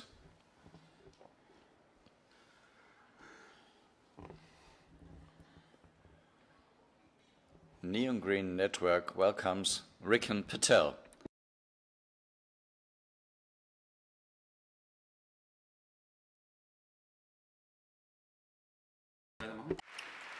Hello, Earth Talks. If you are seeing this, it means that the first thing I owe you is an apology because the tech hasn't worked and you're not able to see me live. So apologies. I would love to be there with you in person, but I'm in Costa Rica right now at a training. And that's where I'd begin my talk, because part of the reason I'm here is that Costa Rica is one of the most biodiverse countries in the world. There's the same level of biodiversity in Costa Rica, I'm told, as there is in all of North America. Astonishing, rich wealth here. And part of what Avaz has been building and pursuing over the past few years has been a vision of a next leap in the environmental movement and in how we make our Earth sustainable. And that leap is an acknowledgement of humility at the capability of humanity to sustainably manage the planet. The technology, the science of ecosystems is so way beyond us. We cannot build one for ourselves that's sustainable, and we're so far from being able to understand how the Earth works, let alone to manage it and fiddle with it. And so some of our leading thinkers, people like E.O. Wilson, are telling us that the best way to do this is to let nature do what it does, to ensure that a certain minimum percentage of the planet is protected from any form of human exploitation. And so the big vision is, what if we aim for whole Earth sustainability by sustainably managing the whole planet, but allowing half of the planet to be free from human use and human exploitation, with levels of degrees. But basically the idea is protecting half of the planet's biodiversity. That doesn't necessarily mean the physical area, but of the biodiverse regions where the biodiversity is concentrated, we focus on protecting half of that to sustain, nourish, and replenish the rest of the Earth and make it easier to make the whole Earth sustainable. That is a big goal. To some people it sounds like a no-brainer. Other people it sounds impossible. But we are actually well on our way towards doing that. We've protected huge percentages of our land area and oceans. Battle by battle, we are winning that, marine reserve by marine reserve, protected area and forest protected areas, etc. And knitting that together in a big vision, I think has the potential to accelerate global movement on this front. I think of the way climate change worked. And when we really, and Avaz invested deeply in this early on, to identify the North Star goal, the vision that would drive political efforts on climate change. And this idea of a transition off fossil fuels to 100% clean energy world was sort of laughed at when we first, both as a concrete political goal and as just an idea by ordinary people. It was sort of seen as like, yeah, that's not going to happen. It doesn't sound realistic is what we heard. But it absolutely was. And of course it was the thing that the science requires. And by saying it and articulating it and giving a realistic timeline and a lot of smart strategies about how to get there, we found that it really helped coalesce everybody from citizens to heads of state behind this kind of vision and goal. And so that's what we hope is going to happen with this whole Earth sustainability vision with half the Earth protected for nature. And the method of that protection is almost equally exciting in the sense of the how. It's not just governments saying we're going to protect this area and this area, that's going to be a big piece of it. But anyone can participate. Any landowner can participate in a type of mechanism that's set up to do that. There's vast areas of the planet that are privately owned. And if we were to engage in an all stakeholders process by which everyone can participate in protecting land, we really think we can hit the 50% mark, 50% of our biodiverse regions mark in the near future. And so what a win. Now, there's a vast journey to get to a whole Earth sustainably managed, but what a step forward we'd be able to take. So that's my first pitch to you as a kind of a new North Star vision to accompany some other North Star visions we're pursuing. And of course, it lifts all boats. It's good for climate change to protect all those forests and those oceans. It's good for conservation, species conservation, habitat preservation, all of that stuff. It's a nexus point. It's a core vision that would lift all boats. The second thing I want to talk about is vision, because that really is what I have found moves the world. Is this contest of ideas. What ideas do people feel are right, that give meaning or context to the world? And when I think about our journey as a species, I'm very persuaded by arguments like Robert Wright's Non-Zero. It's a great book, that the story of the human journey is about ever ascending circles of cooperation by which we recognize how our fates are intertwined with larger and larger groups of people and come together to create institutions and processes and culture that connects us, and we cooperate. And it's that process of how we surface vision and how it spreads among us, how the memes travel, how the ideas move, that determines the twist and turn of human affairs. And so, and that is the thing I've come to worry about a lot recently, because I see all the instruments of our thriving and prosperity within our grasp, but this old politics and these old interests coming for the ways in which we share ideas, the architecture of our connection, the ways we connect to each other, the ways we organize. Those old forces are coming for those things. They're coming for civil society, they're coming for media, they're coming for social media, and they're trying to disrupt the processes by which individuals come together, organize around shared visions, shared dreams, and realize those dreams in the world. And that is, I think that's the central threat we're facing right now, that affects not just the environment, but everything we all care about, everything we love is at stake. So let me get a bit more detailed if that abstract doesn't land for you. If you have a world, you can build the biggest environmental movement you like, But if Rupert Murdoch owns 70% of the print media in your country, as he does in Australia, or a huge percentage of your broadcast media, as he does in the UK, and he's just a curmudgeon, like an anti-environmental fuddy-duddy who doesn't believe climate change is real and just shuns it and really wants industry to sort of rape the planet as much as possible for really difficult to understand reasons, because he certainly gets coherent perspectives from all kinds of people all around him. But he directs his editorial teams to put those memes out into the world, and he elects politicians who do that, who toe that line. Politicians dance to the media's tune. Even now, even with all the power of social media, old media is still hegemonic in our democracies. But then you look at Facebook, where a whole new line is opened, where a series of corrupt interests, leveraging from marketing techniques, have found that you can absolutely game Facebook for just a small amount of money, combination of advertising, troll armies, etc. You can drive whatever meme you like through social media, and you put those two together: the corruption of our old media, the corruption of our new media, and the corruption of our institutions and democracies, which goes hand in hand with those first two things. Our campaign finance, all of our political institutions of accountability. I don't think the planet, I don't think the biosphere stands a chance if we allow that corruption to proceed.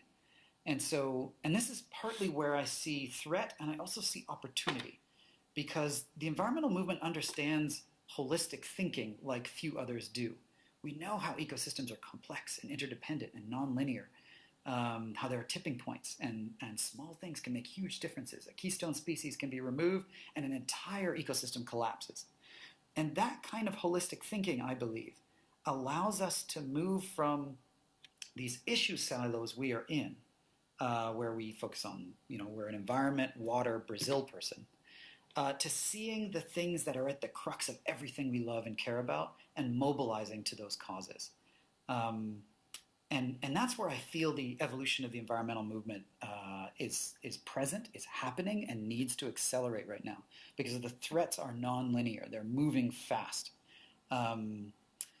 So that's my second pitch to you. First pitch is the 50-50 vision. The second pitch is this moving from an environmental silo vision to one that embraces media, politics, democracy, as this intertwined. The human ecosystem and the environmental ecosystem are deeply intertwined. Our fates are intertwined.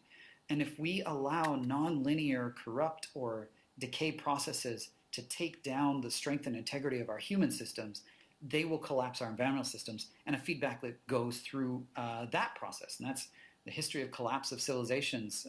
Jared Diamond's kind of work really shows us how those processes work. And that, I think, just takes me to my last point, which is just, I think it's on these issues that our destiny will turn. Things are moving faster than they ever have before. These processes by which ideas move and travel are moving at light speed right now. Everything goes viral in today's environment. There's a good book called The Global Brain, which... sorry, I have somebody coming in here. There's a good book called The Global Brain, which describes how this architecture of connection that's happening between each of us is reminiscent of a human brain.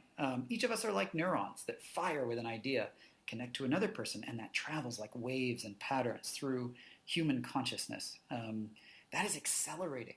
And the capacity for some algorithm that some Facebook executive chooses, or some editorial decision that some corporate guy chooses, to literally introduce like a mental illness into our global brain that can have catastrophic consequences has never been higher. And so our awareness and attention and our accountability and our democracy and our wisdom about how we architect and regulate and engage with these structures has never been more necessary. And I think it's on these questions that will turn our destiny, because these things are coming so thick and fast that it's hard to see. Some of the futurists are giving humanity a 50-50 chance of survival. But I've said before, while the history of civilizations is littered with the decline and fall of civilizations, we can't afford that fate this time because our civilization is the first in human history to have the capacity, the power to collapse the biosphere. And there's every reason to think that in our descent downwards as a civilization, we would take the biosphere down with us. And so that makes us the last civilization.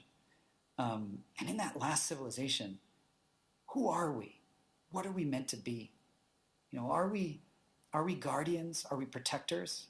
If you look at the devastation of the natural environment over the course of history of the Earth, it hasn't actually been hominids that have been the biggest destroyers. It's been natural causes, climate change, asteroids, things like that. And Mark Linus writes a beautiful book about the God species that suggests the idea that we may be protectors. We can shoot down those asteroids, maybe. We can try to regulate the climate to sustain this period of thriving of life in the biosphere. Are we those protectors and those guardians? Or are we a plague? Are we the worst thing this biosphere has ever seen? That, I think, is the crucible of our time. And I honestly believe it's being won and lost right now in these architecture of our connection fights within our democracies, within our media, within our social media. These are the places that decide whether the ideas that demonize and divide or the ideas that connect us and allow us to cooperate thrive. And those, the harmony of those ideas, the balance of them, the Sturm und Drang of them, is what will determine the path that we walk and the path that our biosphere walks. So that is the perspective I wanted to offer you, and I hope it was helpful to you in some way, and that it inspires your action, because there has never been a time when a single individual had more power. Any individual, any randomly chosen individual had more power in the history of our planet, more power to do good or ill. So I think it's incumbent upon all of us to use wisdom, to choose how we use that power, and to choose wisely. So thank you. And if I'm available, I would love to take your questions. If not, my apologies again. Have a lovely day.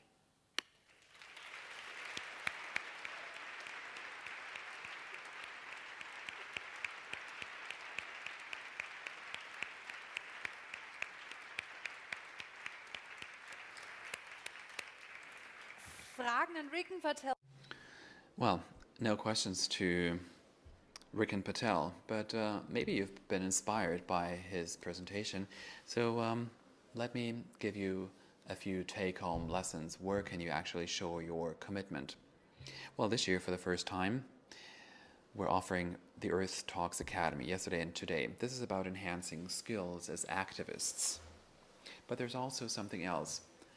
In the near future, you can also show your activism differently. Tomorrow, WWF will organize a side event organized together with other stakeholders. There's a new study called Mobilitätswende-Check, a study which talks about risks and opportunities, as well as trends and challenges in transport. What else is there? Well, a follow-up to EARTHtalks is the Green World Tour Vienna. On the 5th and 6th of May, those visiting the Vienna Trade Fair can experience the diversity of sustainability. More than 60 talks, movies, and more than 1,000 products will be presented in Metastadt Vienna. And then finally, the climate camps. That's the core of the international climate movement. They offer spaces for exchanging ideas and experiences. They should be a location of inspiration where people get together to devise common strategies to transform our lives in a positive fashion. Feel free to join all these activities. And thanks for this round of applause.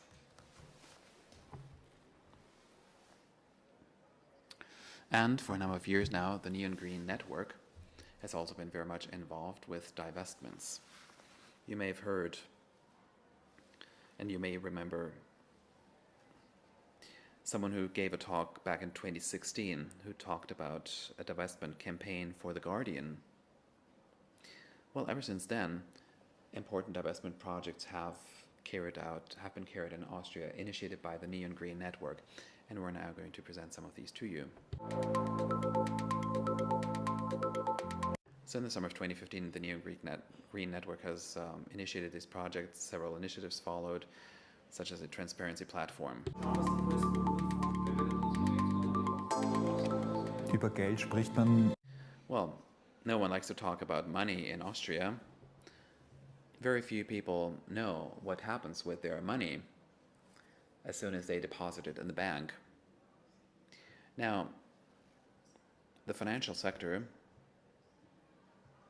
is actually making investments against climate change, bets against climate change. That's dangerous. It's about fossil fuels, it's about nuclear energy, it's the conventional car industry.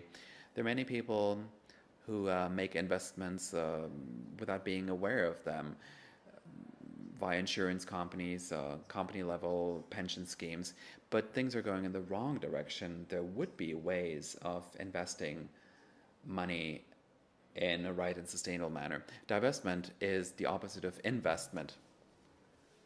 Well, you don't invest in activities that harm the environment, you reinvest in energy efficiency and renewable energies. We want to help people make conscious decisions. There'll be several ways,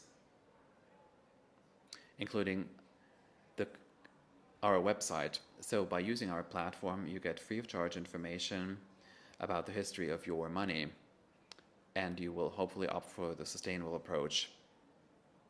Well, we've initiated a fund in cooperation with an advisory council, and we make investments based on sustainability criteria.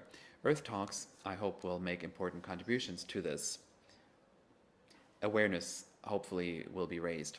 I hope that I can make a small contribution to this so that people become more motivated and encouraged to deal with this issue. What's my vision? I want to raise awareness and make people less afraid. Money, after all, is an important part of our lives. Let not become discouraged. Well, we've learned from the financial crisis, and in the wake of the financial crisis, that you shouldn't rely on consultants only. Well, the banks often tell us that things are impossible and that they don't have information. We will provide this information. So we do hope that we'll make our contribution. We'll hope that we will raise awareness and motivate and encourage people to get information. Well, if we are just a small component in terms of guiding capital flows towards the future rather than impairing our environment, well, that's important. That's already quite something. It's important for many people to use this because this is the only way we can actually bring about change.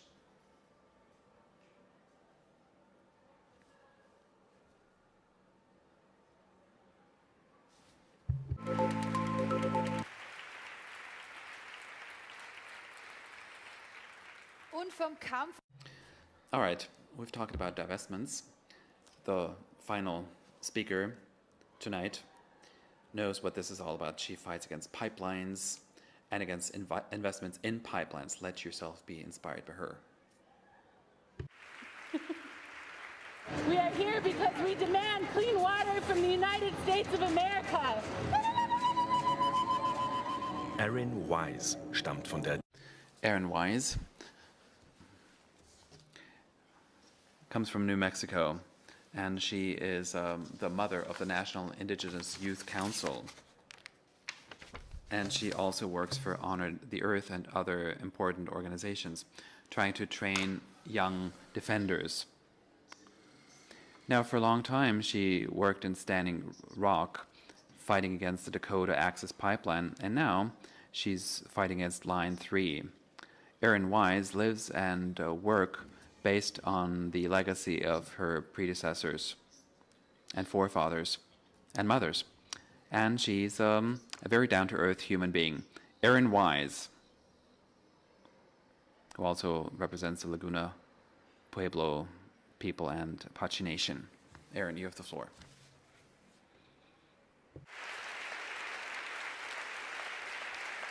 Hello.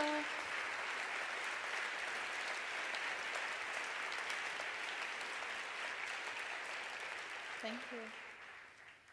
First of all, I want to say thank you to your First Lady for giving such a wonderful introduction. How lovely it is that you're all able to be proud of your First Lady. That's a change.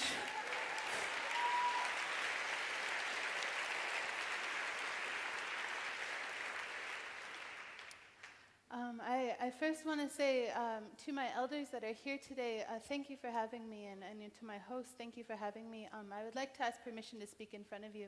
I'm younger than many people that are here, and I was taught that it is important that we ask our elders first the ability to speak, so with your permission, I will.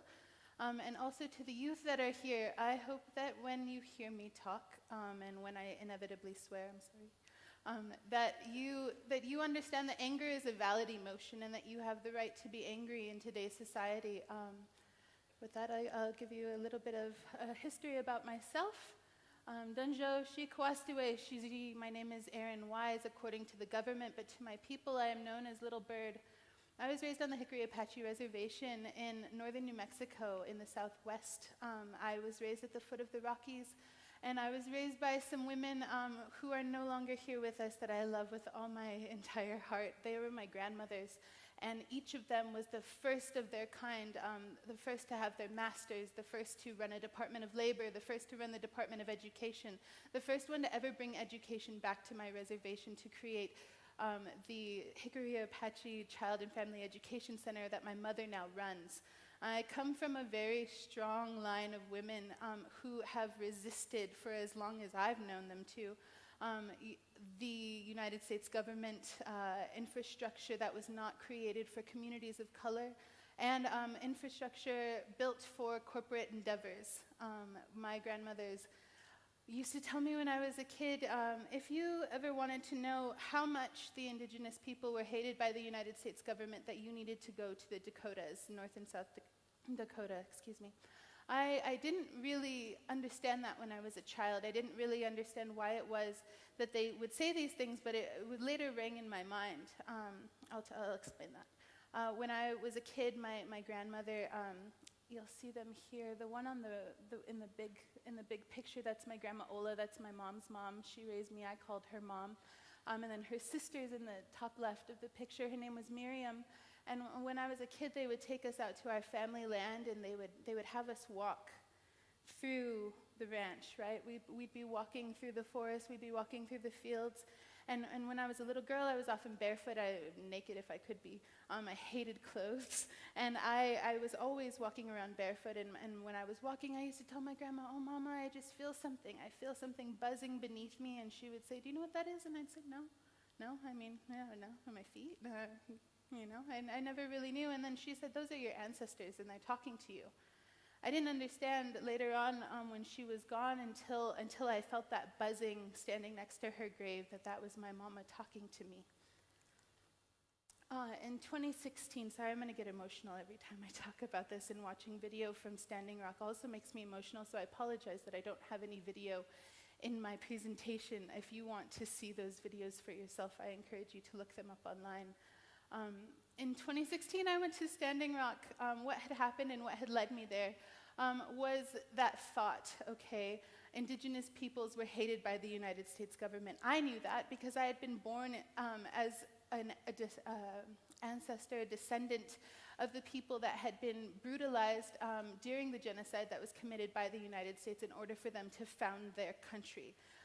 For the record, I do not consider myself an American. I am a Hickory Apache woman and Laguna Pueblo woman, and my family precedes the United States of America. It's something that I feel very proud of. I know that a lot of people here, you guys get a good laugh at Trump, right? He's pretty obnoxious. I like to think of the time before that, before Trump, before all of these other presidents came, when my people were allowed to be who they were. I got to Standing Rock, and as you could see in the video, all of those teepees, all of those structures, we got there, and the first thing I had noticed was, my little brother and sister who I had unwittingly sent to Standing Rock, and heard my grandma in the back of my mind, "If you ever want to know how much they hate Indigenous people," that whispering voice in my ear. And my aunt called me and she said, "You sent them up to North Dakota, you have to go protect them." And I get there, and you come around this corner, right? You're coming into the camp for the first time, and you come around the corner, and you just see smokestacks as far as the eye can see. You see these teepees, you see these structures, you see people, and you get on the ground, and the earth is vibrating, right? I hadn't felt it like that before, and when I looked around, I thought, man, this is what it would have been like if they had just left us alone. This is what it would have been like if they had just told us that we were worth what we were and that we deserved to have our own space, right? That had never happened before. And then I get to Standing Rock and I see it, and everyone's speaking their own languages, everyone is singing their own songs, everyone is doing their own dances, everyone is feeding each other their own food, and it was so empowering. And then you realize that the movement, in case you didn't know, was started by youth, right? Some of these youth are pictured here. They were young runners that decided that they didn't want the Dakota Access Pipeline put into their backyard, so they did the only thing that they knew how to do. They ran to the White House, and they ran because President Obama had come to their nation, and he had said, you know, after spending a whole 2 hours with you, I just feel like you guys are my kids. I want to treat you like my kids. I'm going to take care of you like my kids. I love Indigenous people, and I'm going to watch out for you. And so the kids, when the pipeline was reintroduced, they thought, what are we going to do? We're going to go find President Obama, and he's going to help us. And so they ran. They ran all the way to the Washington, D.C. They ran to the White House. They got there, and they begged and begged and begged, President Obama, please meet with us. President Obama, please. You said we were like your kids. You said you loved us, and no one answered the door. And these kids were undeterred. They said, well, no one in the White House has ever helped us anyway, and they ran back home. They get home, and the first thing that they do is they go to their grandmothers, their aunties, the women, the life givers, right? And they go to those women and they say, Auntie, you know, Tui, Grandma, Unchi, what is it that we do?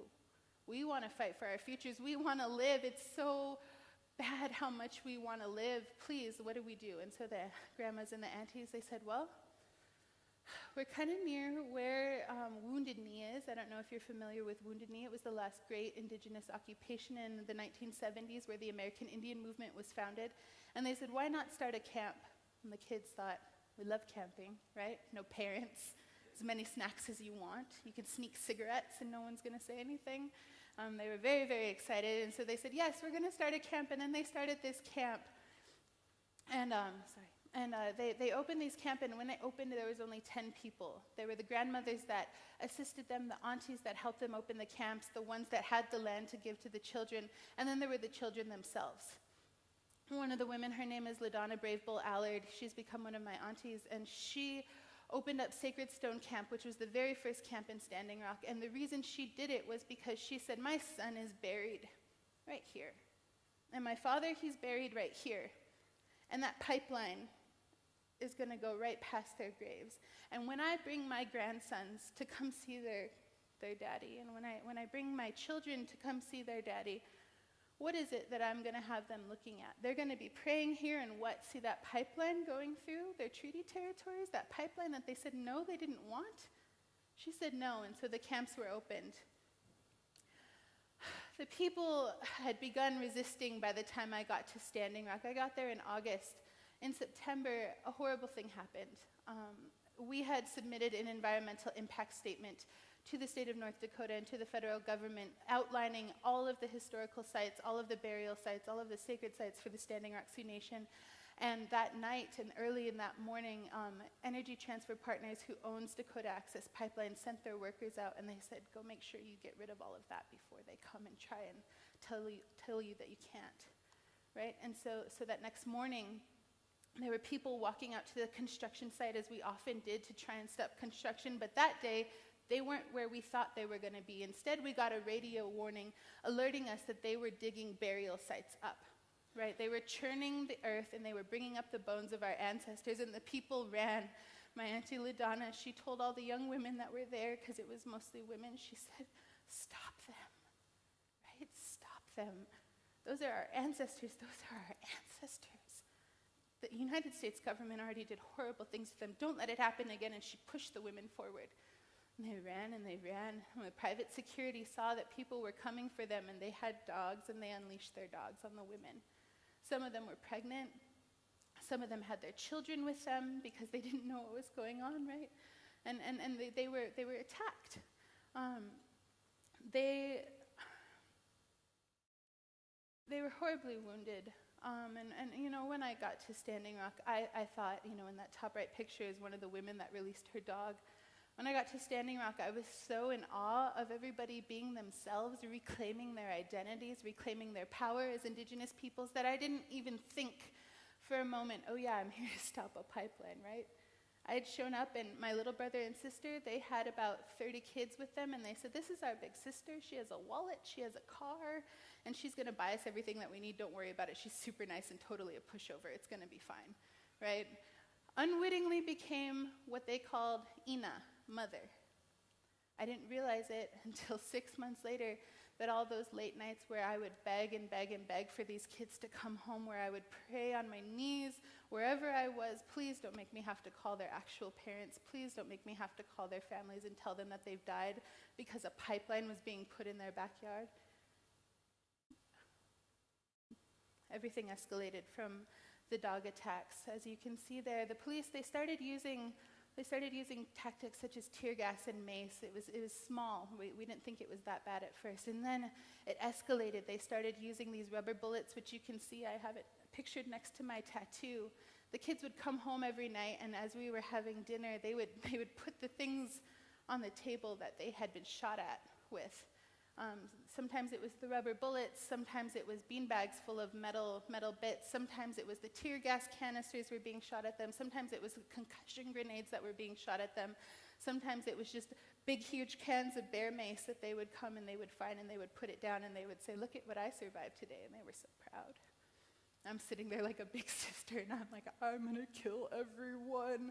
How dare they touch you? How dare they look at you? How dare they tell you that you can't have that pipeline in your backyard or that you can have that pipeline? I was horrified. The horror continued. They attacked our journalists. They targeted them. Because there was a media blackout, any independent journalists that came to Standing Rock were an immediate target. On the bottom left, that's my friend Jonathan. I saw him mace no less than 36 times. He worked with a woman, her name is Sarah Lafleur, who is a good friend of mine, and she was tackled, and then the day that they decided to take her down, the police officers had arranged themselves like a game of football, right?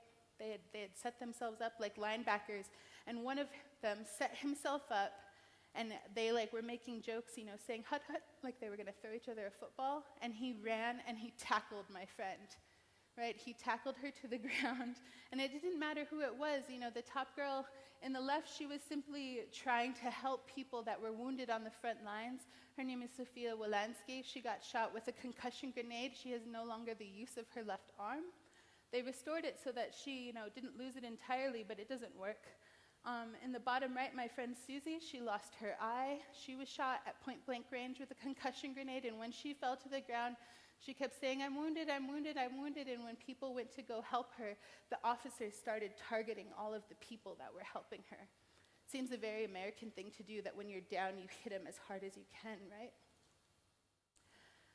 Through everything that was happening to us, through the mace, through the water cannons that they stuck in the very water that we were trying to protect, to spray us in negative 25-degree weather with the icicles freezing on site, my kids, the kids that had started this revolution, were so strong.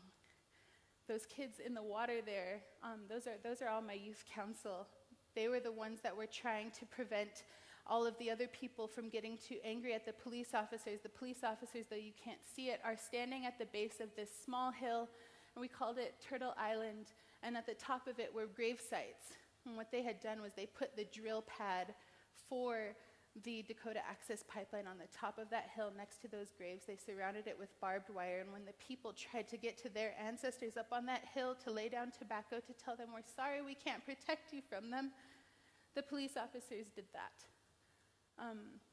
On the bottom left, you'll see our camp. That's where I lived with my youth. On the bottom right, you'll see us on the day that our north camp was raided. What they did was they came in with their bulldozers, and they arrested over 500 people for praying. They beat up a grandma. They broke her pipe, a chanupa. They beat her up in front of everyone, and then they took everyone to the jails. They shipped them off to different counties around the state, and they put them in glorified dog kennels. They marked them with numbers and permanent marker, and I'm sure you can think of something that's reminiscent of what that must feel like. But no matter the weather, and the weather did come, I can't even tell you how cold it was. You'd walk outside and your nose hairs would freeze, and you just want to die, and you didn't want to be there anymore, and you're walking through the snow, and you're so tired, and God, why is no one helping us, right? No one has ever helped Indigenous peoples, until Standing Rock. We had the most beautiful people from around the world. We had veterans that came and they were willing to stand in front of those guns and say, shoot us instead. We had people that were coming, we had Greenpeace that were there. They supported us through the Indigenous Peoples Power Project. We had Honor the Earth. We had the International Indigenous Youth Council. And all of the time, all of that people were saying was, we're here in peace and prayer. We're here for the water. And it's not just our water, it's your water. And even though you didn't want it in your communities, your white, wealthy communities, and decided to ship it down to the Indians on the reservation, even though you did that, and we know you did that, we're still going to protect this water because it's your children's future too. We're here as future protectors of the next 7 generations, and that's what we have to do. It's hard for me to talk about this because though it's been 2 years ago, the pressure of what has happened hasn't worn off. Energy Transfer Partners, the company that owns Dakota Access Pipeline, sent people to my mom's house in northern New Mexico, rural northern New Mexico, and they stood outside her house in the middle of the night and they chanted, your daughter is dead, your daughter is dead, your daughter is dead, until it woke my mother up. And she called me and she was crying and she said, are you dead? And I said, no, I'm talking to you.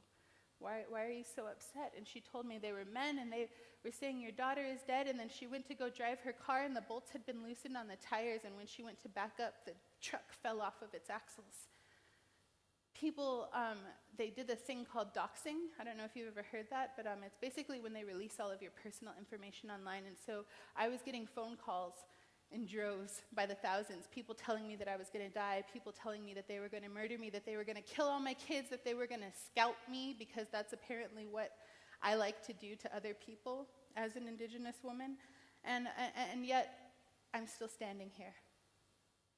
A lot of people want to know...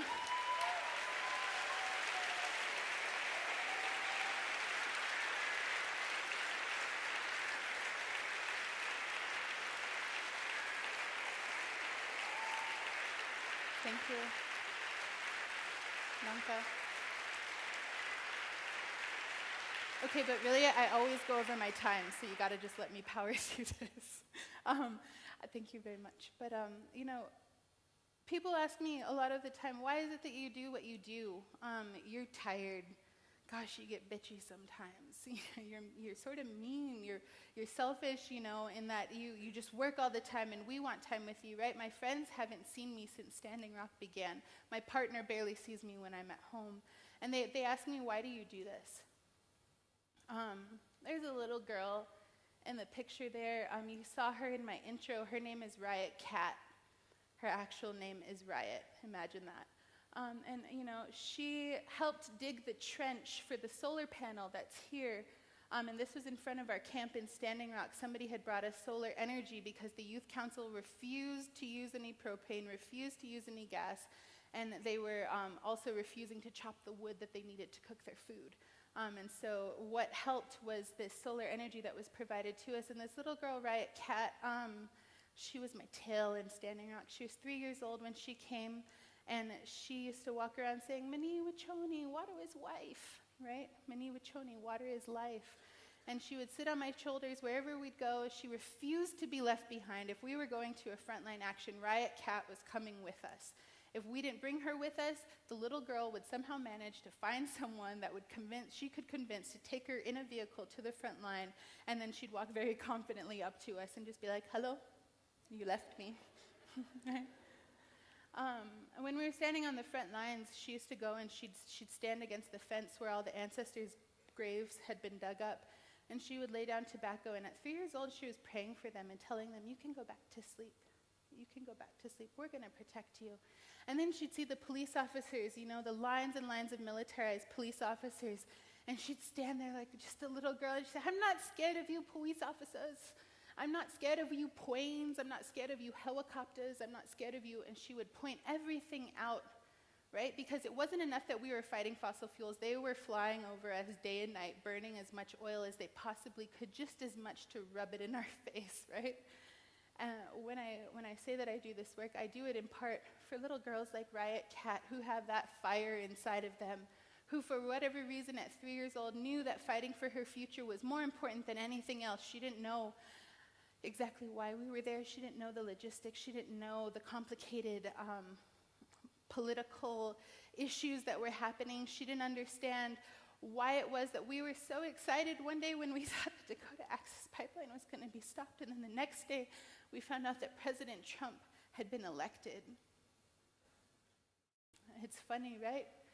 Until he's your problem. The day we found out he was elected, all the boys were chopping wood. There were wood chips flying everywhere, and they had tears streaming down their faces. And I asked them why they were so sad, and they said, because, Ina, the white man always wins.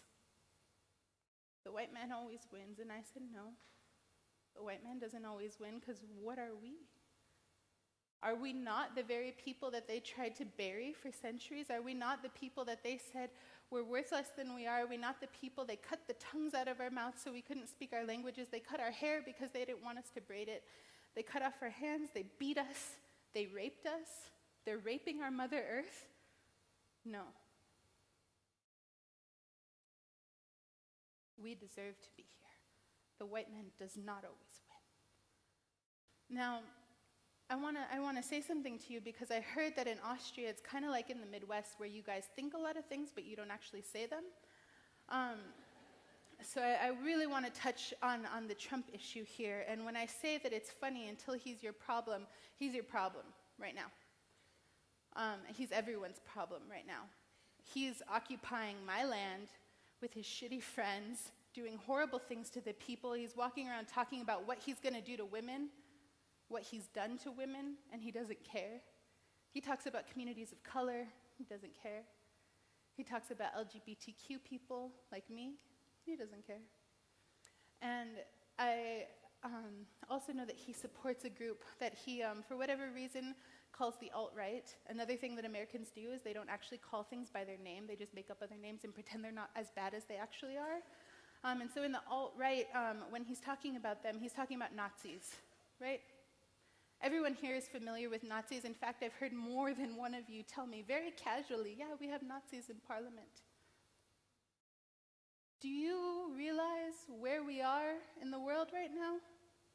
I know that in Austria you don't have the same perspective that I may have, but do you realize that when you say we have Nazis in Parliament, that means that you have fucking Nazis in your government?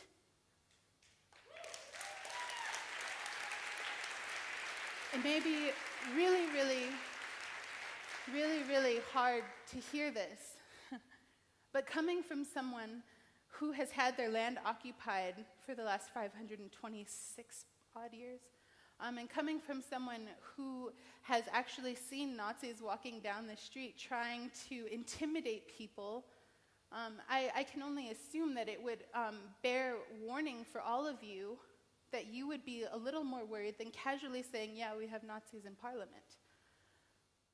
I want to give you some points of action. I want, first of all of you in here, to support your youth. I ask you to support your youth because all of us in here are going to die before they do. Most of us, anyway. And it is not fair that they have been brought into this world when the shit that we have known as existed has not been dealt with. The second thing I want you to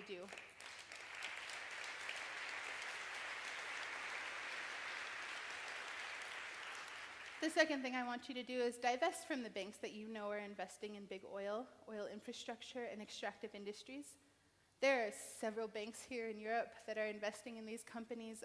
I work with a wonderful divestment team that spend much of their time coming to Europe to try and impress upon your people that it is so necessary to stop funding these projects. If you want to do something impactful that you can do without anyone even knowing that you're politically involved or an activist, cut your bank card in half. Go to your banker and tell them, you're dealing with some bullshit that I don't want to deal with anymore, and this is why I'm divesting. The third thing I want you to do, and I really, really, really am out of time here, so I'm just going to be short and tell you that the third thing I want you to do is to remember your humanity. We have curated our lives. Imagine my life as this lovely green circle. I don't have to look at anything I don't want to look at. I don't have to talk to anyone that I don't want to talk to. If people don't look like me, I don't have to see them. I can put Google search terms out so that I don't have to see or hear anything about them. Step out of your damn circle and talk to people. If we do not see each other as human beings, if we do not start remembering that at the very most we are more than 70% water, that we are people that have traveled and have survived and have dealt with things, you don't even know anyone's story until you talk to them. Talk to people. Remember that you're a human being, first and foremost, baseline. You don't have to be indigenous, you don't have to be Hispanic, you don't have to be black, you don't have to be Austrian, you don't have to be German, you don't have to be anything. All you have to be is a human being that shows up for another human being. I feel very deeply about the fact that water is life, right? On top of preserving, a future for our children, we're preserving a future for the earth who has her own soul, her own spirit, waterways that have their own spirit. When you speak into the air, my mother never used to let me say bad things because she didn't want the air to have to carry that with it. Think about what you do. Remember your heart. And for God's sakes, stop the fucking Nazis. Thank you.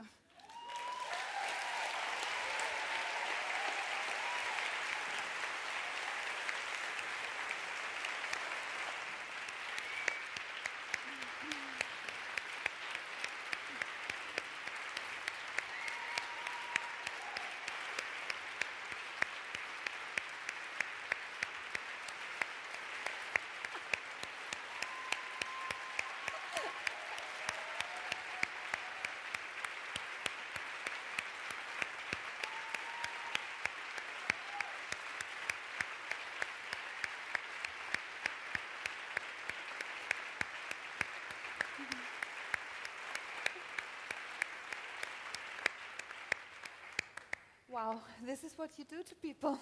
Erin, thank you so much. Thank you so very much for this very powerful talk you just gave.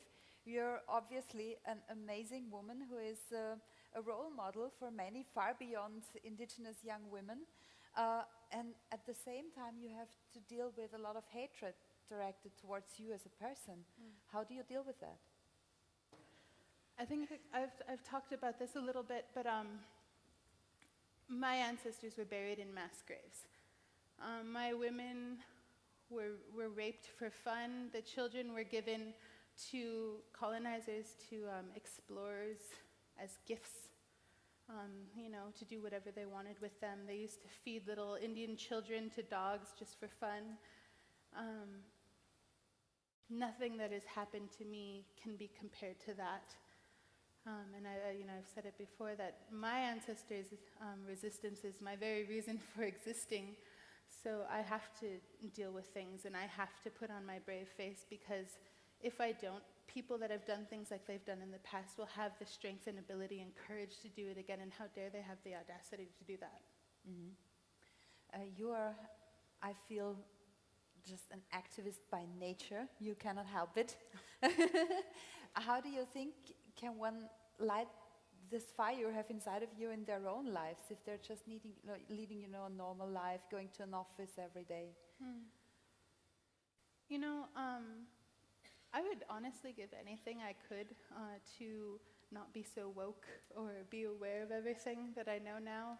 I would love to go back to my old life where I was just able to hang out with my girlfriends and flirt as much as I wanted and hang out with my mom, and my grandmas were still alive and everything was fine, but that's not the case. We are past the tipping point for anything that we thought that we could turn back from. We are only now buying ourselves more time. Becoming an activist, you don't really have a choice. If you are aware of things that you are not doing something to make a change towards, even in a small way, you are accountable for the things that are happening. I think that it's just a necessity for people to acknowledge the fact that we are in a time when none of us are going to be comfortable, none of us are going to be able to shirk the responsibility that we now bear, regardless of our feelings and regardless of what it is you think you can or cannot do. You have to draw upon all of the energy that you possibly can, pull yourself up by your bootstraps and get shit done. Wow, Erin, you're the toughest act to follow, so we just won't follow you with anything.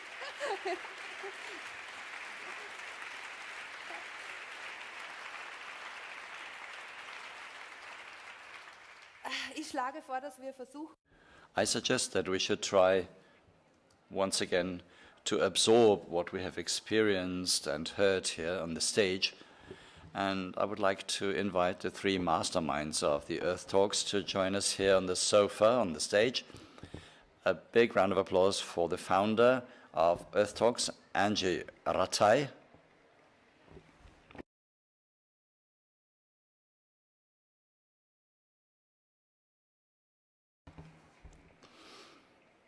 And of course also for her enchanting and ingenious assistants, Adam Pavlov, and is André somewhere, or is he still pulling strings in the background, a puppet master? André Kazai and Adam Pavlov.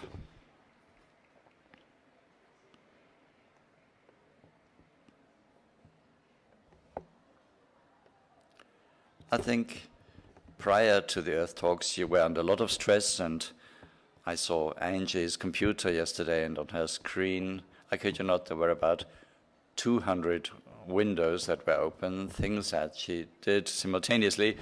So now you have experienced this evening. What do you take back home from the EARTHtalks, Angie? Well, even more motivation. Last year, one of our speakers, the Right Livelihood Award winner and a Buddhist, said that when trees fall, it's very loud, but it's very silent while trees are growing. And I think that those in power are not listening to the trees grow, and that's the big mistakes. Because I believe that there's a lot of things within us, and we are not the powerless, the big mass of the impotent, but we have power, and with this power that we have through the social media, unless they're anti-social media, we can move a lot with humanity by talking to each other, and networking can be a lot of fun too. I always have fun as well, because our tax accountant is here, our landlord is here, our dentist and our physical therapist is here. So it's really great to have them here, because just by talking to people, you can get them engaged. We talk to people from all walks of life. So I even talk while I'm in the dental chair, and we talk about politics, we discuss things with them, and we invite them to network with us, to create new networks, and that's a lot of fun.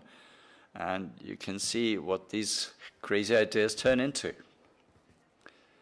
Well, today we have experienced a lot of different keynote speakers, also Rick and Patel, who couldn't be with us live, unfortunately. And when I asked the speakers, well, what is your take-home message? You have already taken off your headset, I can see, so what do you take home, Werner? Well, a lot of impressions, a lot of emotions, and I'm looking forward to all the interesting conversations after the event. Adam, you're one of those who have really sacrificed a lot for the EARTHtalks. So which match couldn't you watch last night? You know it, of course. Liverpool, yeah. Liverpool won, yeah. I watched the second half, yeah. Well, what is your take-home message? When we thought about what all of the speakers have in common here, well, I think activism is in the foreground. So people who are either activists themselves or who are supporting this through their creative works and endeavors and try to induce people to become activists. This has been the first time that we created the EARTHtalks Academy. That was an experiment, but I think quite a successful experiment. And what this experiment was about was to provide young people with tools to enable them to become active themselves. And what I take home is a lot of inspiration, a lot of strength. Also the belief that people like Erin can help us. We can hardly lose this fight with her. And the message is, and I will say it in English, Going to save itself. You know, we always talk about saving the planet, yeah? But if all of us in this room, 850 people, don't save the planet, it won't save itself. So go out there and save the fucking planet.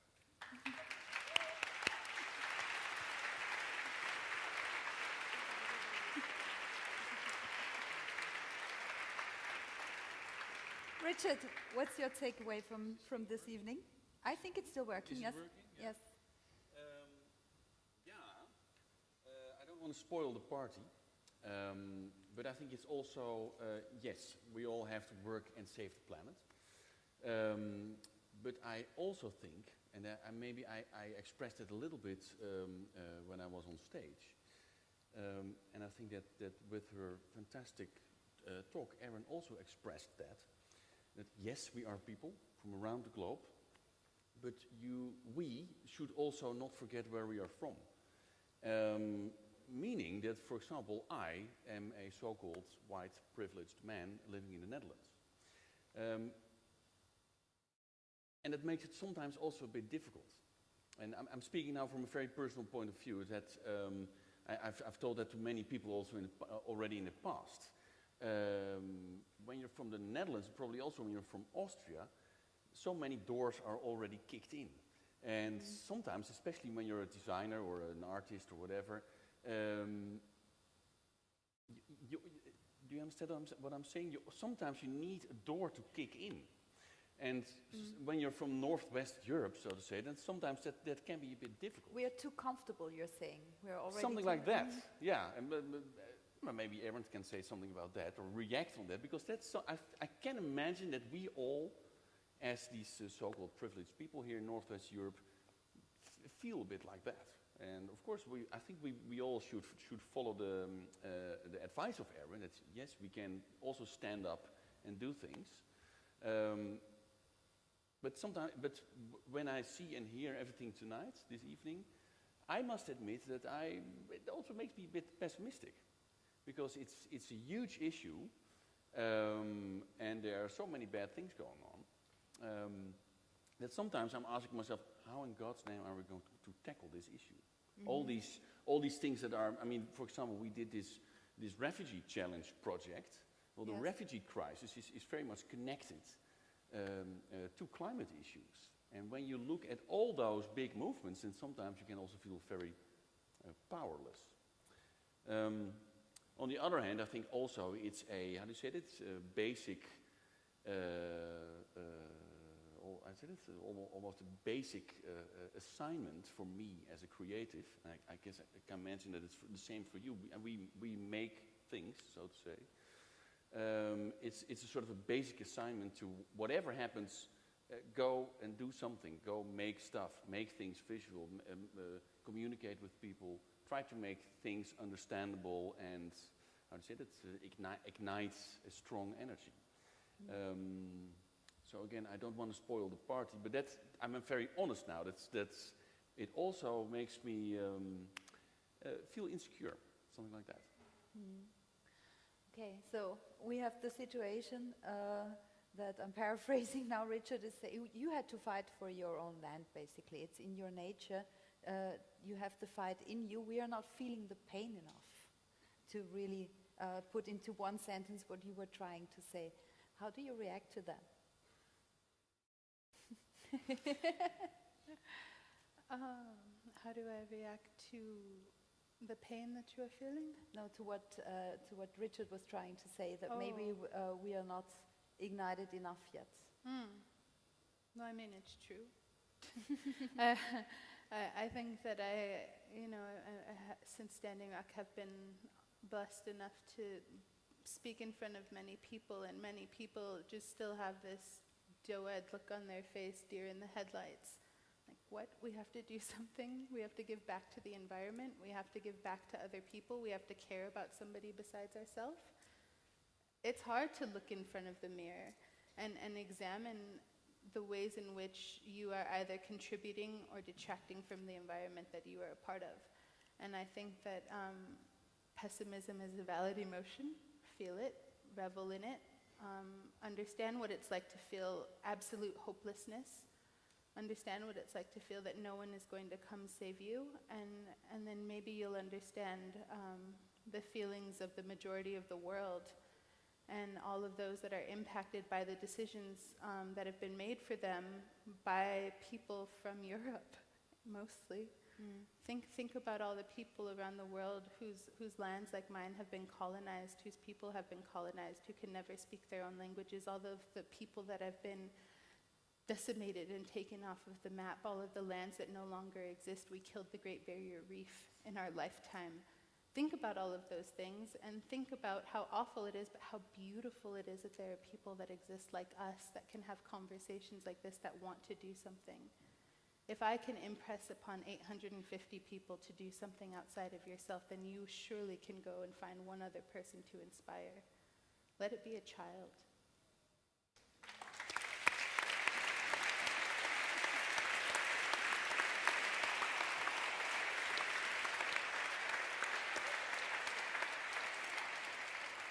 Als letzten in der Runde habe ich mich... And finally, someone who has been behind the scenes, someone who's responsible, who's the mastermind, the madman puppet master working behind the scenes. Andre, what's your personal takeaway after this event? All right, what's my takeaway? No, it's great to see every year that people want to do something. Well, I know this from my own personal experience. I've been doing this for 11 years. I want to push the envelope. I want to contribute to making the world a better place, just like us here on stage, you as speakers, as volunteers. Well, you're all here as volunteers because you voluntarily do something. We have 850 people here who have come here voluntarily, who made a conscious decision to be here tonight. And these are people who would also like to move things forward. What's my takeaway then? Well, I think we should give people the opportunity to recognize and acknowledge that they can do something, and that's the takeaway, and that's really my wrap-up for this event. You have to become active and engaged. You have to be committed. You have to push the envelope yourself. You have to push for the change that you want to see in the world. So that's my main takeaway. And then an add-on to all of this. That's something that's very dear to me. We don't just have volunteers here who happen here either for the first time or for the second or third time, but we also have corporate partners who also are supporters of EARTHtalks. We're very much committed to you. And also please take a look at the logos. We're very much appreciative of all those corporate eco-pioneers. So we're not sponsored by big oil industry or big industry at all.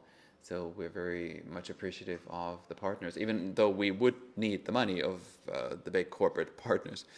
Anyway, I'd like to thank partners. I'd like to thank Bernhard AV.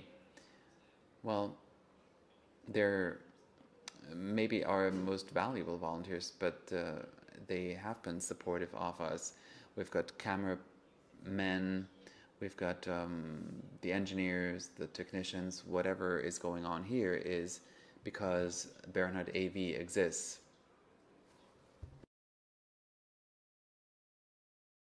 So they've turned the event into what it is today. Stefan Reisig, Denise Katz, and Christine, Bernhard. Well, I'd like to ask them to come up here on stage. They're volunteers too. And let's give them a big round of applause.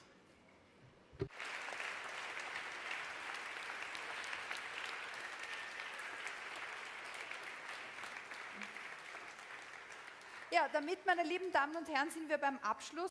Well, this brings us to the end of our event.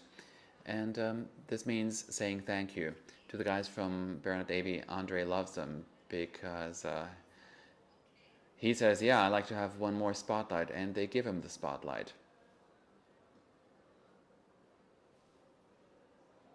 Sorry, that's all off mic. We can't hear you. Yes?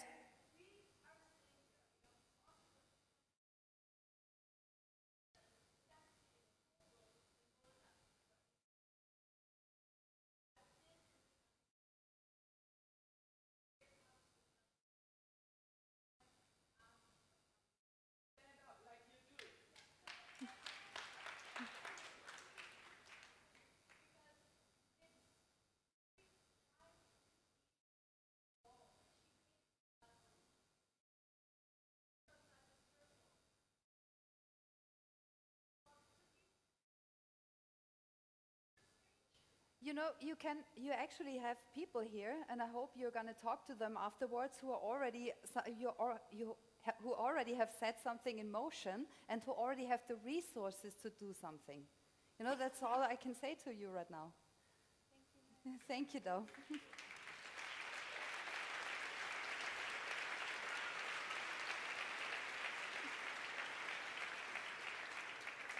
I'm sorry you feel misunderstood. Let's talk afterwards, okay? Okay, so to wrap this up and to get to the talking portion of the evening, which as you can see is really an important part of this evening, because as she just said quite rightly, we don't have to let it be discussed and be satisfied with ourselves. We have to do something as well. But to end this official part of the evening, please let us say thank you to all the volunteers who have helped to make this possible. Please come to the stage to take a final picture with all of you, and thank you so much for your help.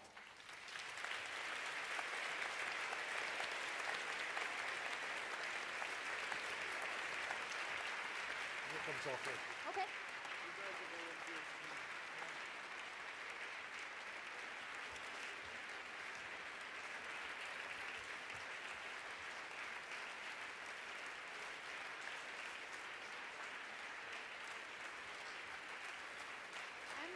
I'm tall, though. I want to stand in the back.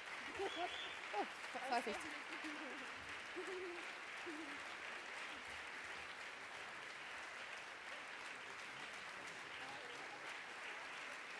Hello.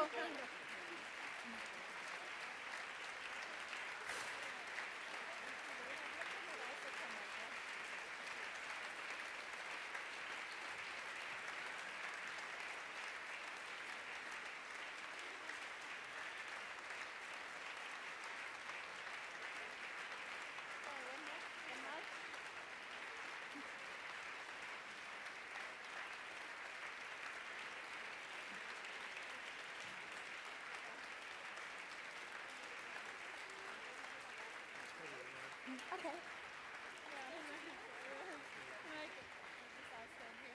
Meine lieben Damen und Herren, the stage.